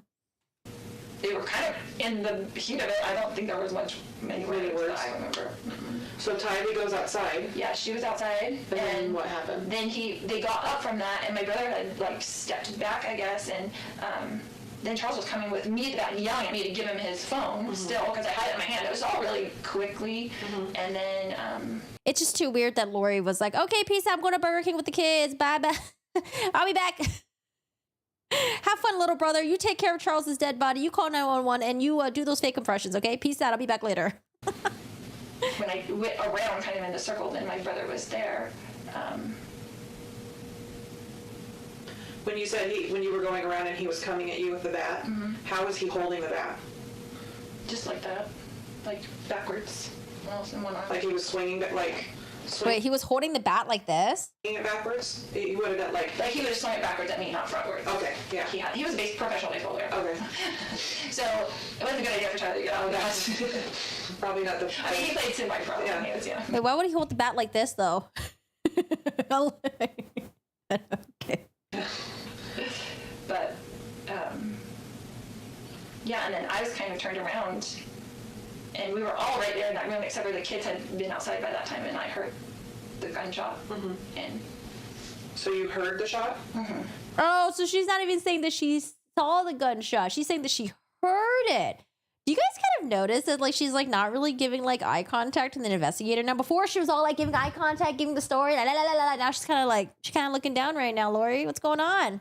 What's going on, Lori? But now when it's at the most important part, she's like slowing down her story a little bit. She's like, okay, let me make sure I get this right and let me make sure I don't fuck this up. Yeah, and then I was kind of turned around and we were all right there in that room, except for the kids had been outside by that time, and I heard the gunshot. And so you heard the shot? Did you actually see the shot, or did you just hear it? I had gone around to the kitchen to get away from him and so back around. So I don't know. Why is she laughing? Usually I give people benefit of the doubt. I'm like, you know, in nervous situations, sometimes you just laugh a little bit, you know, because you're just nervous. But in Lori's situation, I think it's just because she don't care that her husband's gone. She's like, yes, my husband's gone. Yes, I can finally go with Ched. Oh, I can finally pursue those romance novels. I don't know if you went in the house. I didn't, so I'm like a little bit of a disadvantage. Yeah, so I didn't see the shot. I heard it, and then I came back around and I saw that he was on the ground. And was freaking out. Yeah. And so I was just freaking out, and it just went into mom mode. I'm like, I've got to go to get JJ to school. I've got to get to the kids. I just felt like I got to get to the kids. And so I just went outside and to see if they were in there. Okay, I didn't want them coming back in the house when all that was going on. And I went to Burger King. JJ in the car. He was trying to come in, and Tylee was like looking at me with like the crazy eyes, like what just happened. And I told her to get in the car and we're going to take JJ to school. And I just left. When you came back in and you saw him on the ground, where was your brother? Did you see him where he was at? Yeah, he was right in front of him. Okay. Like it all happened very quickly. I feel like I was there because I was right there. Like a second later, like I just went around the kitchen to get away from him. Did your brother say anything to you? Man, she won't even back up her brother. Honestly, though, like she's not even giving a good solid story for her brother. If she was a loving sister, as she said she is, you know, and like she got her brother to shoot her ex-husband or whatever, she would have been like, yeah, I saw the whole thing went down and my brother was defending himself. Charles was coming after him. He was about to swing the bat at his head. And that's the exact time when my brother shot at him. Like, she's like, I don't know what happened. I like turned around and went around and like, I didn't hear what happened. I don't know. Like, she's not even giving her brother like a good solid like story, saying that like, I saw it go down and my brother was really defending himself. She's like, yeah, I didn't see what happened. I heard a gunshot. Then I left to get Burger King and let my brother deal with the shit. Like, I think at this point, you know, Alex Cox is probably like, shit, like, you know what? I've been doing all this stuff for my sister Lori, and yeah, maybe she will throw me under the bus. You know, damn, she didn't even give me a solid story to back me up on this. At all? Do you remember? No, we were both just in shock. Okay. Like, it was just I mean, I didn't say anything. I went out with the kids just to check on them first, and I was going to come back in maybe, but I didn't. I was like, I just have to get him to school. Okay. And call the police, you know, whatever. Did anybody say any, did you or your brother say anything at some point about calling the police or calling 911? Do you remember? Yeah, he called me. Okay. Yeah, because I think it'll be too hard for them to link up and come up with the same exact story to be consistent, I guess. That's why I believe that maybe there was some sort of, you know, altercation that happened between the entire family. But like the actual shooting thing, did Alex Cox really fear for his life? Did he really? Or did he take this opportunity and was like, you know what? My sister wants to get rid of Charles. This is my opportunity to do it. My sister's going to be happy for me. I don't know if Lori was probably in on it too. I don't know. But I could totally see Alex Cox be like, yeah, I'm going to take this opportunity and take care of this guy. Okay. And he said, are you taking Gigi? Lori's probably like, do it, shoot him. To school? And I said, yeah, we need to call the police. Maybe. Okay. So he called you when you didn't come back inside, basically? Right. Okay. Because I was like in the car for a minute, and then I was like, what? Yeah, wait, also, whose gun is this? Why is there a fucking gun here? Whose gun is this? How was a gun even brought up to begin with? Or is this like a family that just has like guns laying around or something like the Murdochs? Alex tased Joe Ryan, went to jail on a felony for it, so at least he shouldn't have even had a gun. Yeah, whose gun is this? And why was there a gun there to begin with? Was it the family gun or was it like Alex Cox? Was he loaded? Did he like show up with a gun? Did he have a gun with him? Whose gun is this? I do. And I didn't want JJ to go inside, and I didn't know what to do, and Tyler was freaking out. I was trying to get them away from the scene. Understandable. Do you, and you may not know this, so, because I know you heard the shot, do you know at what point your brother had the gun? Do you know if he had it when they got in their first fight, or did he have to go get it, or do you know that at all? I don't know. Okay. I don't know. And do you remember if you ever heard your brother? I didn't see him ever leave the room. Okay. So it was so fast. All that was so fast. Like, I'm on the ground, rolling around, and I'm screaming. And this probably happened in a couple seconds. Yeah, I mean. Like, she was so detailed about everything else, but then when it comes to this part, she's like, I don't know, it just happened so fast. Oh, I didn't even see it happen. It was like super fast. And I don't know if you know this or not, does your brother normally carry a gun? Like, I carry a gun. That's what I want to know. Does your brother normally carry a gun? Where did this gun come from? Everywhere I go. Right. Like, I know he's a gun person. Like, he has guns and things. Okay. He's good with guns. Did you know that he had one with him? No. When he came over? No, but I wouldn't be surprised if he did. Because he's very, very professional with guns. Professional. He's very professional with guns. Responsible is usually a good Right. Responsible with guns. And then, do you remember if at any time, so you were trying to get away from him, and you heard the shot. Prior to the shot, do you remember at any point hearing your husband or your brother saying anything to either of them? No. Because there's no words exchanged. They probably just hunted him down with a gun. So my second very ridiculous question. Is, usually you'd be like, stop, don't do it, or I'm going to shoot. Don't do it. It's like, nah, I'm just going to shoot. Oh, man. I think that's the only truth that Lori has told so far, possibly. Maybe that portion right there. Was there any work exchange? No, we kind of just shot him. Yeah. Is there anything else that I didn't ask about or anything that we didn't cover that you think is important? I always ask that just because I wasn't there, and so we're going through something that happened in a super small amount of time. Yes. So, yeah, go for it.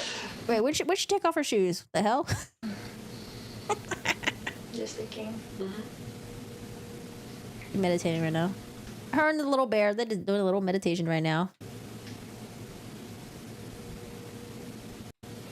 Super scary. Did you know how you take your phone away from like a 16-year-old and they freak out? Like, their world disintegrates. Like, I've taken my phone away from a 16-year-old. Yeah, the investigator's like, so is there anything else that I should know about this? She's like, well, let me sit here for a little bit and think. Oh, you know, what should I do? Oh, let me just trash Charles. Let me just trash Charles. Okay, I'm just gonna trash talk him. Boy before, and he's like wanted to kill himself because like they kidnapped him. That's how it was. It was like it's something on his phone that he does not want me to see. That he was like freaking out. Like I'm gonna forward through this bit. To the point where I thought he would hit me in the back of the head to get the phone. Okay. So you thought, and not, I don't want to put words in your mouth, but you thought it was possible that he was going to hurt you? Absolutely, he was going to hurt me and Tylee. Okay. Not JJ, he would never hurt JJ. Okay. And he hurt my brother. Like, he was going like ballistic about.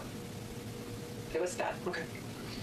I'm gonna go talk to her real quick, and then if obviously we'll be here for a little bit, hopefully not too much longer. But if you think of anything or there's anything that kind of pops in your head or something else that we didn't cover, obviously, my partner's talking, and then they do kind of more long term. He's never heard of the like leave that somebody find one of them, and then we'll make sure that you guys get to meet with them before you leave. Okay? Yo, how crazy would it be if we saw Lori Vallow doing a handstand right now? I'm seeing silent night.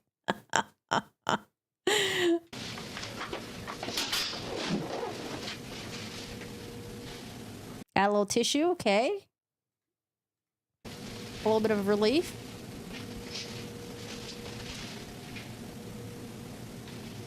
I don't think she cried. I think she's just wiping the eye boogers off or something. Allergy season, maybe.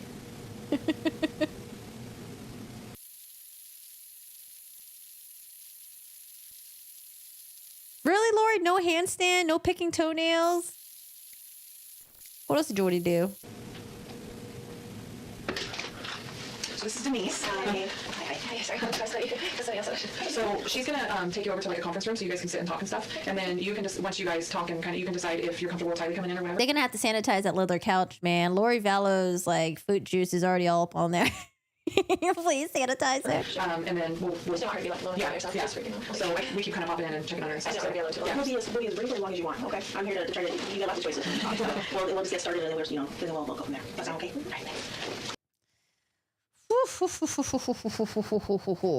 Dude, she left Charles for this dude. I don't know, maybe I'm just going off looks, but Charles was he looked like a decent looking man, nicely built. Chad over here looking like a fucking grundle troll. Okay, sorry. That's rude. I'm so rude today. Can I blame it on the jet lag? Jet lag.